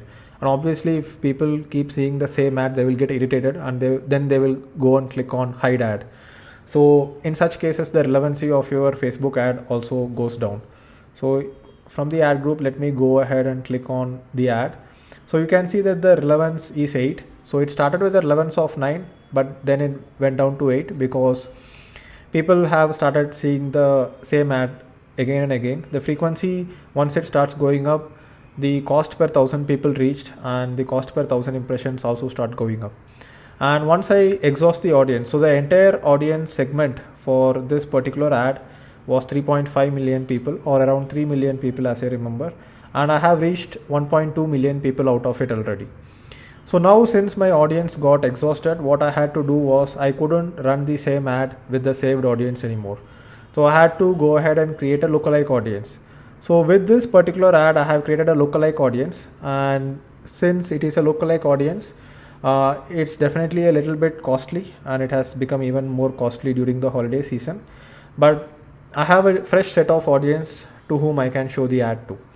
So that's why I have created lookalike audiences here, and right now I am experimenting with 6%. And if I go ahead and exhaust all the people in this 6%, then I would have to go ahead and show the ad to something like 9%, where the target audience size is 15 million people. So that's how custom audiences, lookalike audiences, and saved audiences work within Facebook. And obviously you cannot create website custom audiences and lookalike audiences without the Facebook pixel, because Facebook pixel tags all the users who visit your website, and based on that you go ahead and create lookalike audiences.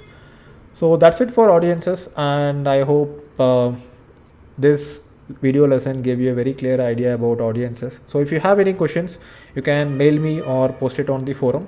And thanks for watching this video, and I will see you in the next video.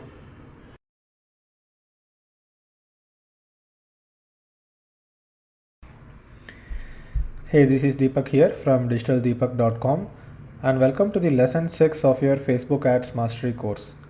In this lesson we are going to learn about Facebook lead ads. So let's get started. So what are lead ads? So you can generate leads on Facebook without landing pages. It especially helps you in B2B sales than B2C sales. It is optimized for mobile, but it also works on desktop. What Facebook lead ads does is that when you create a lead ad, and when someone submits a lead form, Facebook fetches the details from the Facebook profile and submits it with user's permission. So when you are doing B2B sales, like for example, right now I am working at this company called Razorpay, and Razorpay is a payments gateway company.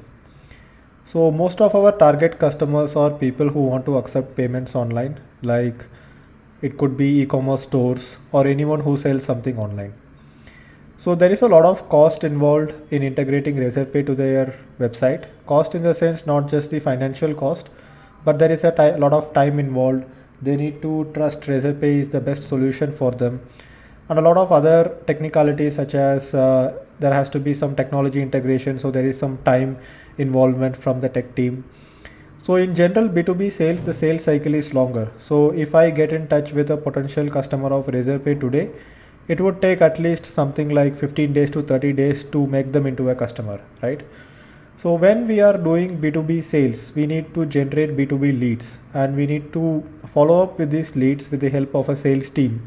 And there has to be a lot of sales effort implemented to convert a complex sale, right? So lead ads are basically that. And lead ads are mostly optimized for mobile. When Facebook launched lead ads first, they launched it only on mobile and not on desktop.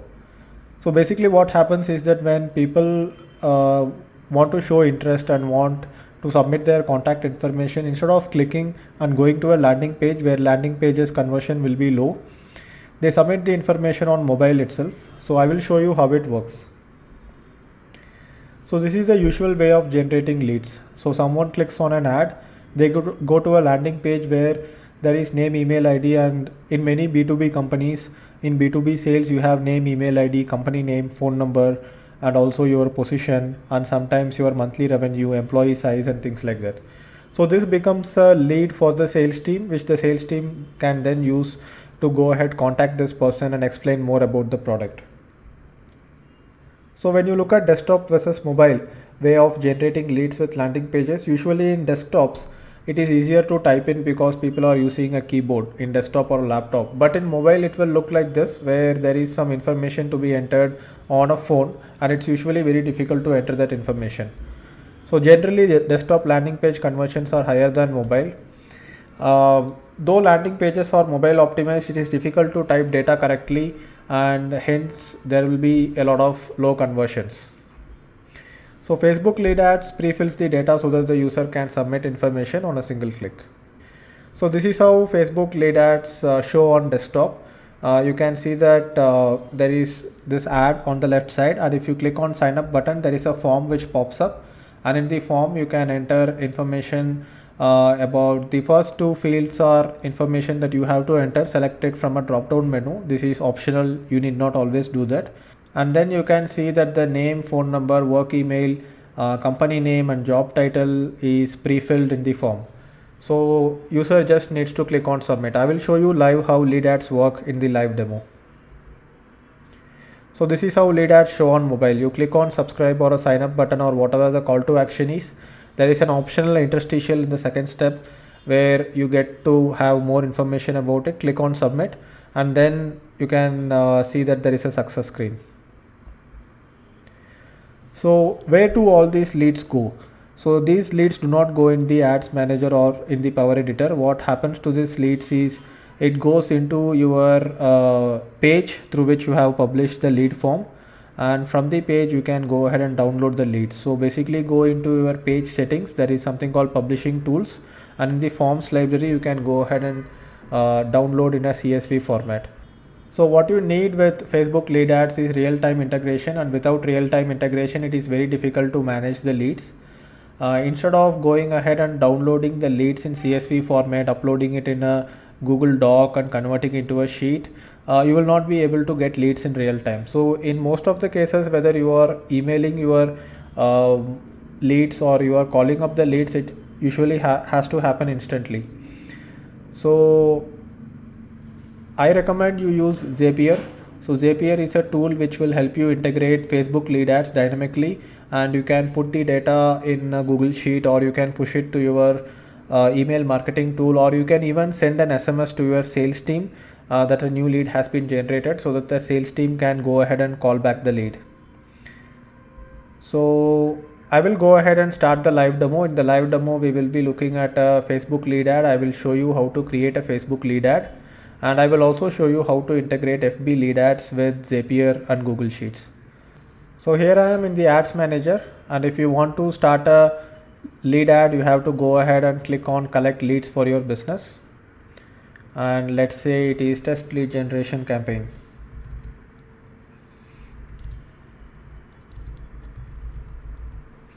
Click on continue.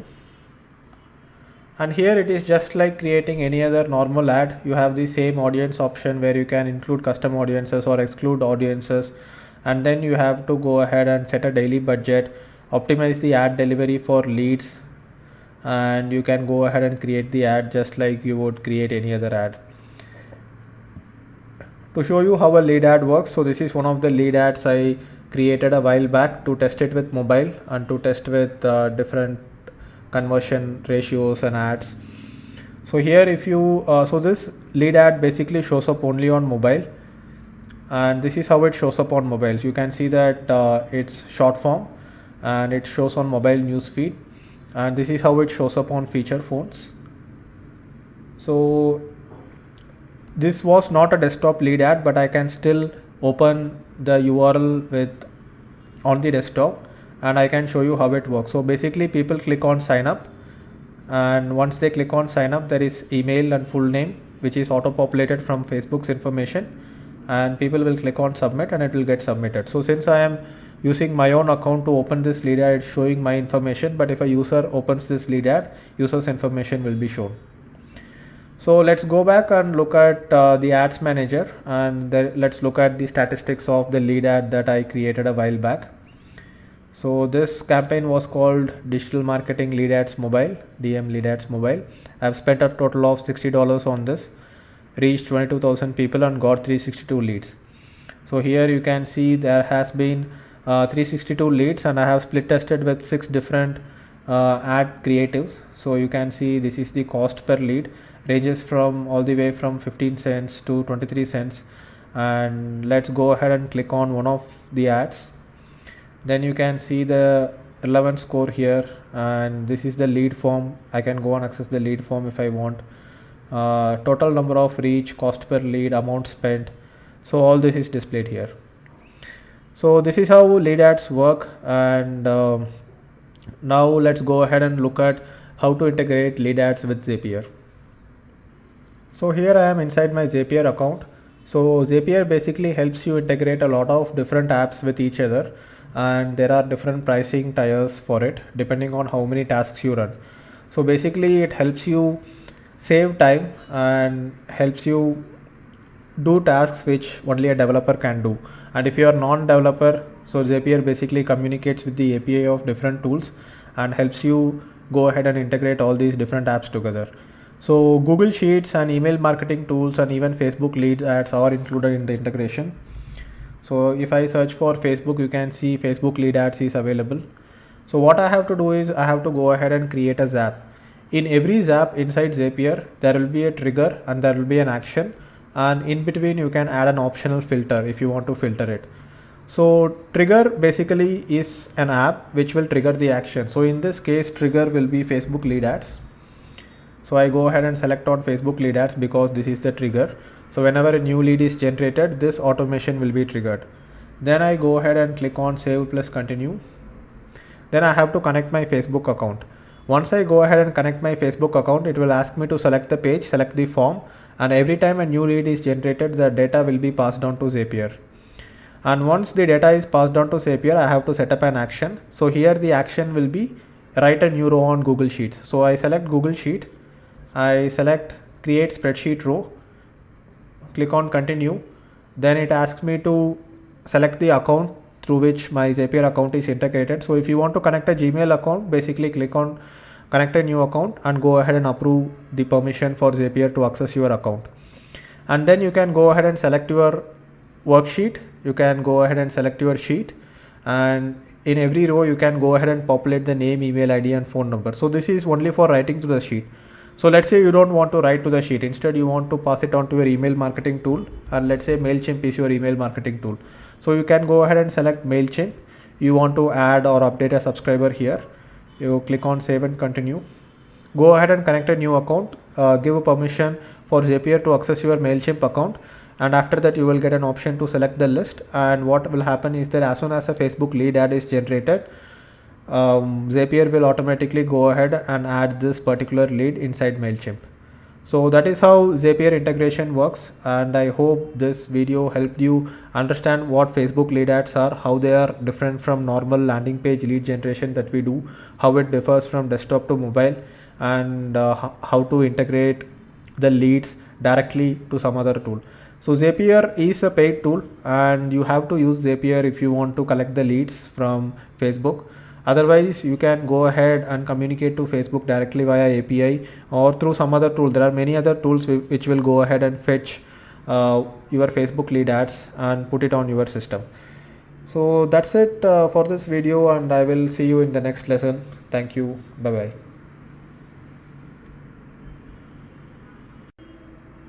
Hey, this is Deepak here from digitaldeepak.com, and welcome to lesson 7 of your Facebook ads mastery course.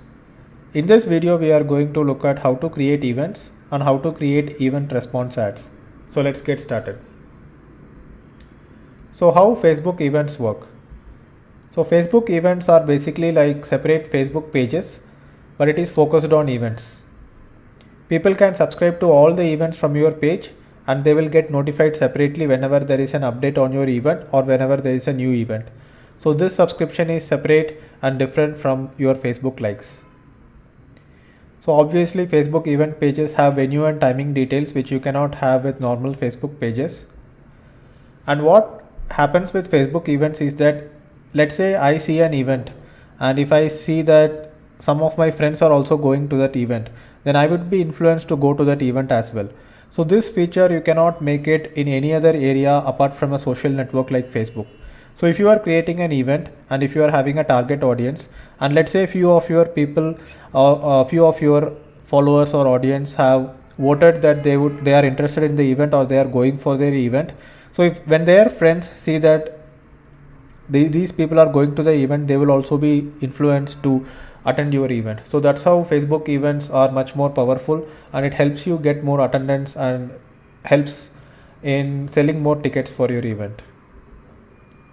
So what are the event page features? So you can see that when you open an event page, you have time, place and tickets on the home page. Then you have event specific analytics. So if you are boosting it through an ad, so how many people it has reached, how many people the event has been viewed, and how many people have actually responded. So response means either they are expressed interest as they are interested in going, or they have expressed interest as they are going. Event response ads.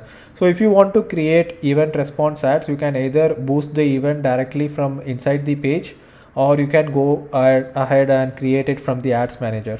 Promoting events via Facebook definitely has lower costs than promoting your event via your own website or via your own landing page through Facebook ads, because when you are promoting your event on Facebook through an events page, the users respond that they are going, or they respond that they are interested in going, and they stay within Facebook.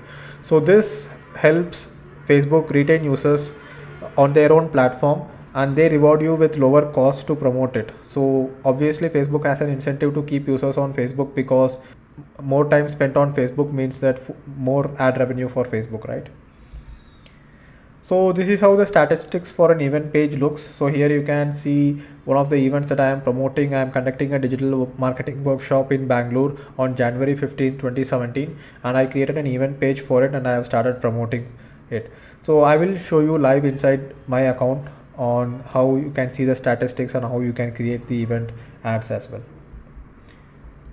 So I will show you how to create event pages and how to boost it from the page.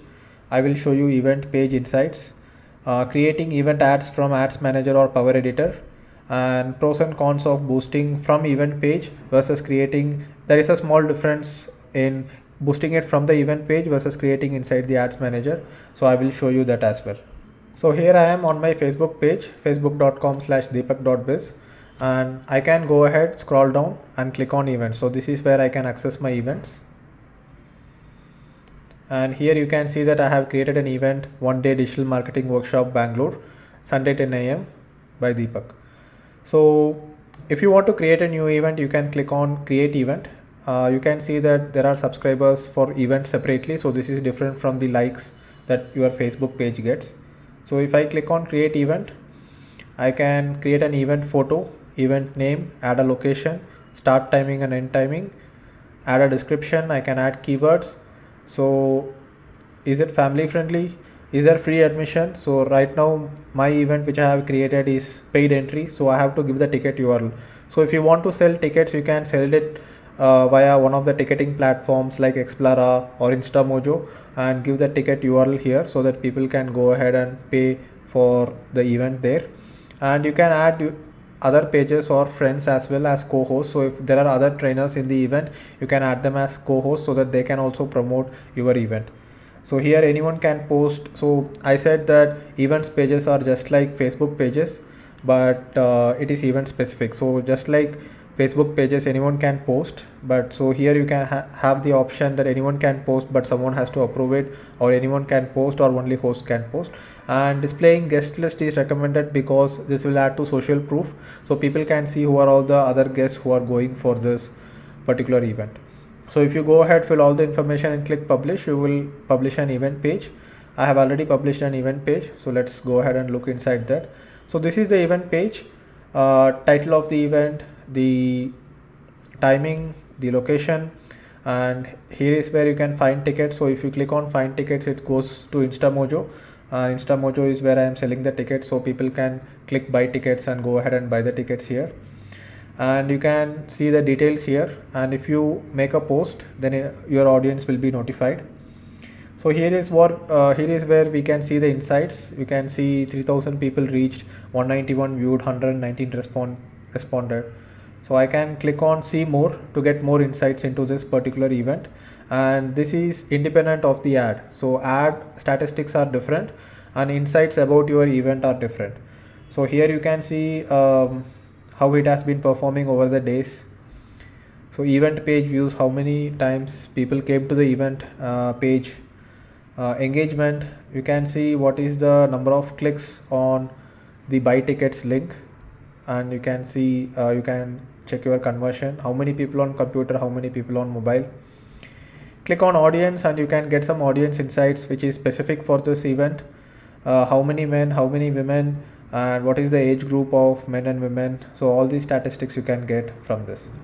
So this is what you get with insights. Let's go back to the events page.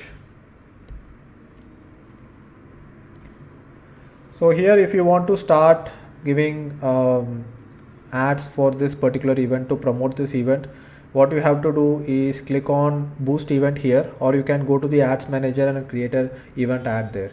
So if you click on boost event, let's see how it works. So I'm clicking on boost event here. So what do I want to do? Either I can increase the ticket sales or I can reach more people. So I want the ad to be optimized for ticket sales.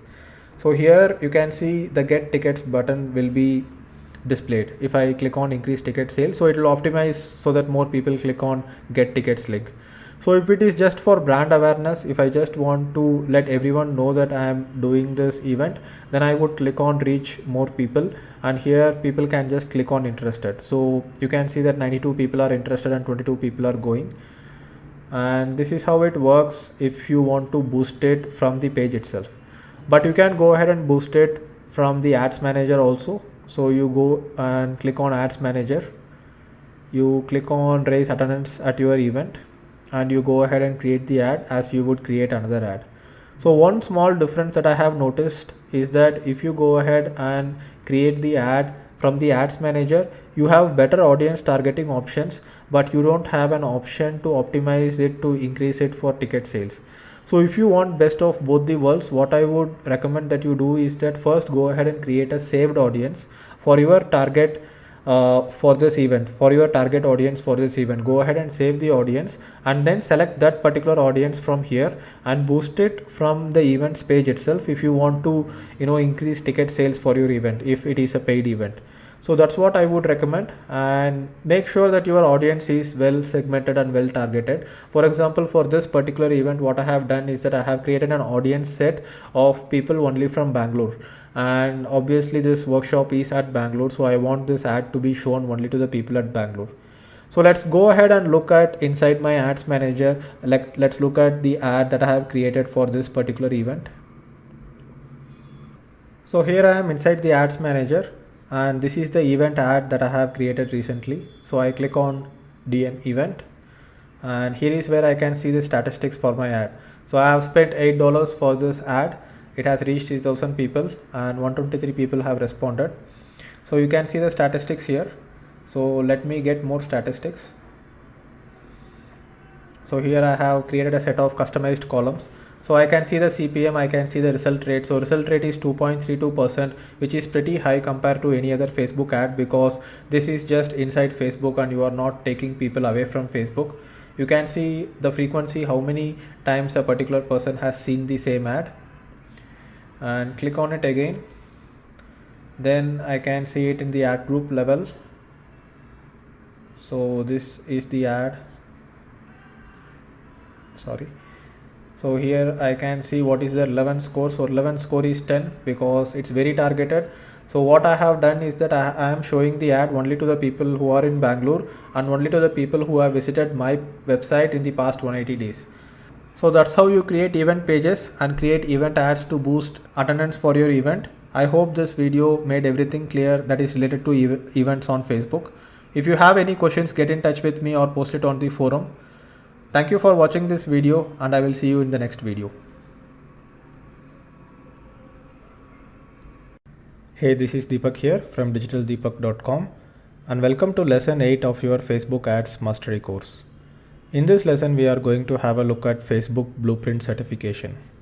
So let's get started. So Facebook Blueprint certification is a premium certification program, and it is done in partnership with this company called Pearson VUE. So Facebook certification program is a paid certification program, not like Google AdWords, and the terms and conditions and the rules are much more stricter for this particular certification. So there are 3 major exams in this Facebook certification program, and each exam costs $75. It is conducted by Pearson VUE, and when you are doing the exam, your audio and video will be recorded, and there is also a person who is monitoring it from the other end. So it becomes very difficult to get the certification if you are not really doing it in the right way. So you get a badge to display it on your profiles, and the validity of this badge is only 12 months. So Facebook Blueprint certification will be useful if you are running an agency or if you are doing consulting for a lot of clients, and if you want to prove your mettle or if you want to prove your expertise in Facebook ads, I would recommend you that you go ahead and get this certification done. But otherwise it's not that important, because obviously it costs a lot of money, more than most of the Facebook courses in itself, but it depends on whether it is really required. So also in the market, do people really recognize this certification? Do people really know about this certification? I would say not so much. So if you have a client who wants some help in running Facebook ads from you, then if he doesn't even know about this particular certification program, then it is not worth getting this certificate in the first place. So this is how it looks. Once you can just go ahead and log in into the system, and you can see that the price is $75 or 5,200 approx, paid with a credit card in Indian money. So this is their terms and conditions, and this is their policy. So what they say that while you are attending the exam, your audio and video will be recorded through the webcam, and if they detect that if there is anyone else present in your physical location, if they overhear someone else in the physical location, if there is any noise or any kind of disturbance, they will immediately terminate your exam and certification process, and you will not even receive a refund for the entire exam. So they are very strict about this exam, and it depends on so you better go ahead and get a very good internet connection and a silent room if you are attending this exam. So these are the 3 major exams that are available in this Facebook Blueprint certification. You have Facebook Advertising Core Competencies, Facebook Certified Planning Professional, and Facebook Certified Buying Professional. So for each of these exams, there is a practice exam as well, and it is for a duration of 30 minutes, and the exam questions are similar to your actual exam. So I recommend that you go ahead and do the practice exam several times before you go ahead and do the actual exam. So URLs to note, these URLs you can note facebook.com/blueprint, and then you have free resources from a learning management system. So you can also go ahead and learn some of these concepts from this URL. So let's just go and have a look at facebook.com/blueprint. So here I am at the Facebook Blueprint website, facebook.com/blueprint, and here you can see there are multiple categories. So first is e-learning, where you can go ahead and learn some courses from them. So these are free courses and it gives you some basic introduction about Facebook and other things like that. So you go ahead and enroll and then you can learn something from it. So let me click on enroll now. So this duration is 15 minutes and let me go ahead and launch it. So here you have different lessons and each lesson is around 1 to 2 minutes. Let me go ahead and click on introduction. So you get mostly text lessons and ask me to agree to some terms. And then you have a lot of information, text-based information about, budgeting, scheduling, advertising, creating different target audiences and things like that, which you can obviously learn by yourself. And by now, whatever you have learned from my video course, I think it has covered more than what Facebook offers. So let's go back, close this window. Then you can check my courses. So what are the courses that I have enrolled in? Then you can go ahead and click on course history. So it says you have not completed any activities. You can go ahead and schedule exams if you want. So you will be redirected to Pearson View website. So here you can see there are 3 different exams. So let's say Facebook advertising core competencies. And this is the terms and conditions that I told you about. Very strict terms and conditions. Just check on everything, click on next. And now you can see that the cost is $75 and you can go ahead and schedule this exam if you want to take this exam. So that's how the entire process works, and that's it for this video, relatively a short video.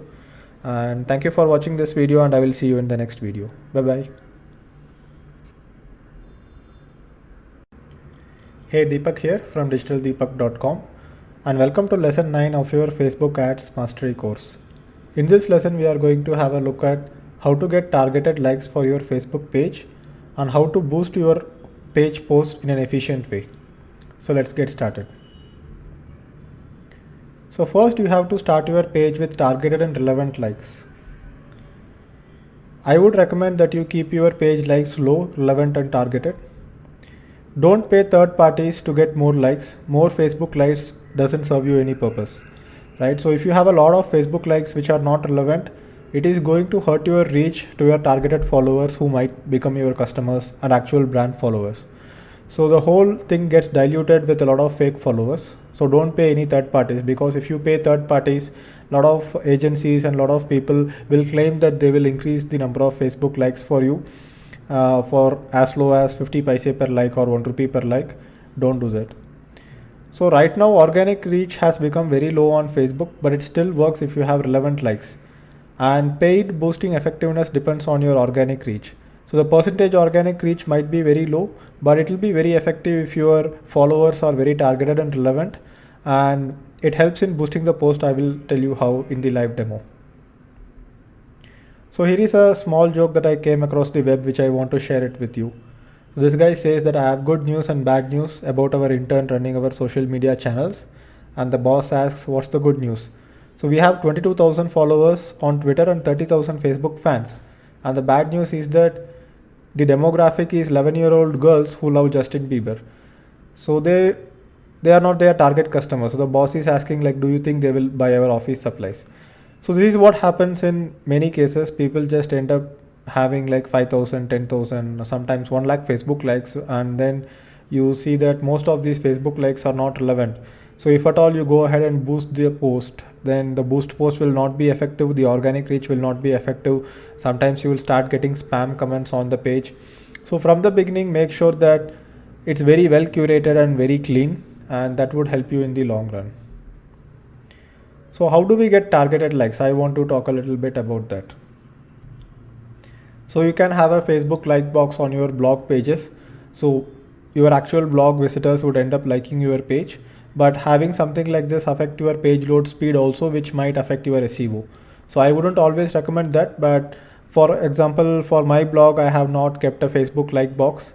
What I would go ahead and do is that I would run a page like campaign with a custom audience as 180 days of website visitors.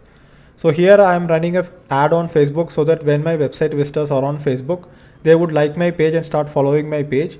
And this audience is extremely targeted because this ad is shown only to the people who have visited my website. So if you have watched lesson 2 and lesson 3, you know about the Facebook pixel and custom audiences, right? So run a page like campaign with target audience as your website visitors. If you do it, if you have a lot of traffic, you might as well do it for 90 days of website visitors, which would be even more targeted. So do not run ads to random saved audience. Likes almost never convert to paying customers. So let's say your target audience is digital marketers.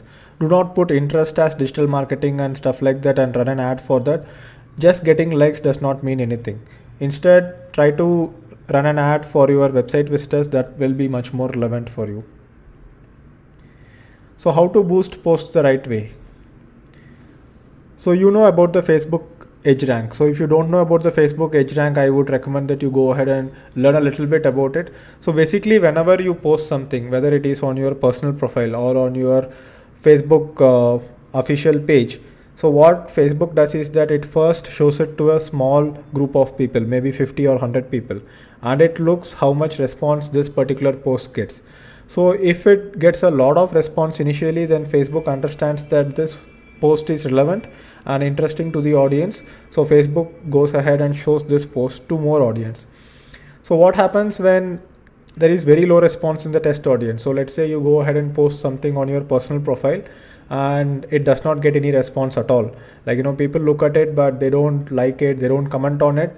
Then it will not show it to more audience because Facebook thinks that this particular update is not very interesting, and Facebook obviously wants to show interesting updates to the people who log in on Facebook. So that's why we keep logging in on Facebook again and again, right? We like to see interesting updates from our friends and family.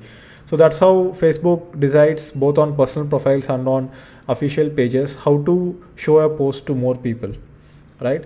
So boost post effectiveness is also similar. So if Facebook wants to show posts only that perform well, else it will cost higher, right? So if you are having a post which is not performing well and you end up going and boosting that post, then Facebook already knows that the edge rank of this particular post is less. So it will cost more to actually show this post to other people. So even if you are paying Facebook, Facebook still is hesitant to show this particular post to other people because it's not an interesting post. So what I would do is that I would go ahead and make a post on my official page, and if it performs very well organically, then I would go ahead and boost the post as well so that I can reach more audience. And in general, what I have noticed and what other marketers have also noticed, that Facebook will reward you with lower cost per reach if you are retaining users on Facebook. So if you are publishing a photo which is very interesting and people, you know, like to see that photo, then they are spending more time on Facebook. So here the cost to reach the audience will be less. However, if you are promoting a link which is taking people away from Facebook to your own website, then here what happens is that Facebook charges you more to reach these people because you are not retaining the people on Facebook, and Facebook doesn't want that, right? So Facebook charges you more. So let's go to the live demo. So what are we going to cover in the live demo? We are going to see the results of photo based post versus link based post. We will see how we are boosting link based post. I will show you inside my profile, and we will see how to look at analytics of page post with and without paid results. So there are two different ways to look at these analytics, and I will also show you how to boost post from within the page itself. So let's get to my Facebook profile. So here I am inside my Facebook page, which is my professional page. This is not my personal profile. So I have a professional page where I can get many thousand likes, right? So if I have a personal Facebook profile, I can get only 5,000 friends and I cannot go beyond that. So with this I can go beyond 5000 likes and have more followers. So here I have made a post on December 29th, and this is just a photo post. So as I said, photo post organically and also with paid boosting has more reach because you are retaining users on Facebook or not taking people away from Facebook. So here you can see the total reach I have got is 3600 people, and I have not done any paid promotion for this. So if at all I want to boost post, I can click on boost post. But here the problem is that there is a lot of text in the image. So Facebook doesn't want to, Facebook says that the reach will be less. So earlier Facebook had a rule that your image should not have more than 20% text. But now Facebook says that your image can have more than 20% text, but that doesn't mean its reach will be same as other images which does not have much text, right? So Facebook has obviously optimized their system, and it has observed that images without text perform better. So let's assume that let's forget about the proportion of text right now. So let's assume that this is any post. So if I have to go ahead and boost the post, I can put the budget, I can see the estimated people reached, and here I can select the custom audience that I have saved. So here I can just promote it to 180 days of my website visitors.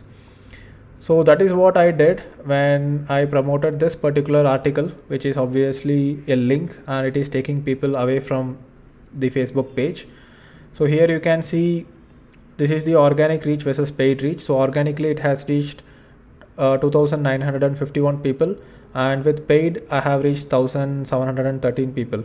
So the statistics that you see here is the overall statistics including organic and paid, and if I click on it I can see how many likes it has got, how many comments it has got, how many shares it has got, and this is the most important metric. So likes does not essentially mean clicks to the link, right? So here I have got 70 link clicks, and this is what you have to target if you are promoting a link. And what is 50? So 124 post clicks means that you have got, like, they include other stats such as, you know, clicks on some other places. So you can see 53 other clicks, and this includes clicks on, like, you know, see more and things like that. So don't include that, look at only this, which is link clicks. So let me go back. So this is overall statistics what you saw, right? So if you want to see the statistics only for the paid boost that we have done, then I have to click on this. So here you can see 511 engagements, and you can see that I got a total of 70 clicks, but here I have got only 19 clicks from the paid promotion. So 70 minus 19, 51 clicks came from organic promotion and 19 clicks came from paid promotion. So I have spent a total of $4 on this, and if I divide $4 by 19 clicks, then I can see that I have spent 21 cents per click, which is pretty high in this case. Usually I spend something like 5 cents a click or 10 cents a click. Here I have spent 21 cents per click. And so since the results are not that great, I would not go ahead and do further promotion for this. I also want to show you another post which I did a boost post for an experimental basis. So recently I did a test drive of Audi A6, and usually people are very interested in looking at pictures of luxury cars. So I thought I will just post this and see how the reach is. So here you can see that since the response was instant and a lot of people started viewing the pictures and liking the pictures, the organic reach itself was very high. So I got an organic reach of 9144, and this was posted on December 25th. This was posted on December 29th. So here you can see this is also an organic promotion, and here it has reached only 3600 people organically, but here it has reached 9144 people organically, obviously because the response was high and Facebook started showing this to more people. So here again it's a photo based post, and Facebook has an incentive to retain people on the site. So let's look at the statistics. So here you can see the various reactions this post has got. 10 loves, 363 likes, 7 wows. I don't know, someone is even angry that I did a test right, or maybe this was by mistake by someone. So here you can see 829 photo views, and this is the most important metric here. 829 people have seen the photo, and let me go ahead and see how many views have come because of the paid promotion. So 201 photo clicks have come because of the paid promotion, and I just spent $2 on it, just less than 1 cent per photo view.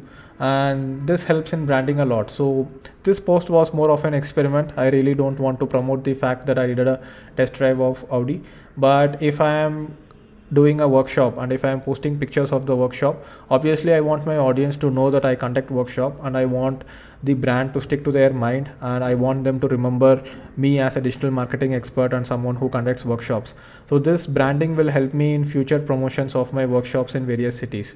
So I would go ahead and post pictures and do boost posting, and here if I get like just 1 cent per photo view, then I would obviously want to spend a lot in such promotions.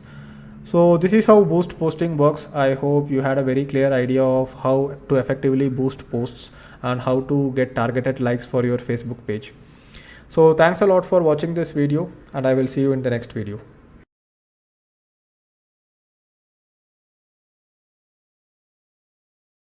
Hey, Deepak here again, and congratulations on completing the Facebook Ads Mastery course. So how do you become a Facebook Ads expert? So what can you do now that you have learned all the lessons and you know a lot on Facebook Ads? But what I would want you to do is that you know only the theory right now, and I want you to go ahead and try every different ad format on Facebook with a very small budget. Go ahead and invest something like $5 to $10 on lead ads. Go ahead, boost a Facebook post, and go ahead and create a ad and drive traffic to a landing page. So this will improve your confidence in how to handle Facebook ads, and also it will make you an expert over time. Go ahead and consult companies for free. If as a consumer or as a Facebook user, if you see some ad on Facebook and if you think that this ad can be improved, go ahead and mail that company with improvement suggestions. And many times what happens is that they would respond back and they would get your free consultation. So if you do free consulting for other companies, you would learn more about Facebook ads. You can try affiliate marketing. So affiliate marketing is a whole different module in itself, but there are many affiliate networks where you can promote their products for a certain commission. So what you can do is you can try promoting it via Facebook and see if there is any clicks being registered on the affiliate network. And even if you spend something like $10 or $20 and make only $5 in return, you may have made a small loss on a small scale, but you would have learned how the system works. The ultimate goal is to make some revenue on the other end, and that would give you a lot of mastery and edge over Facebook ads than other digital marketers. Go ahead and read more on Facebook ads. There are plenty of blogs which keep publishing articles about Facebook ads. So these websites have a lot of articles about Facebook ads, and you can go ahead and search for more blogs as well, but keep yourself continuously updated on what's happening in the industry. So what's next and what is the road ahead? So stay tuned for announcements on live webinars and group coaching sessions.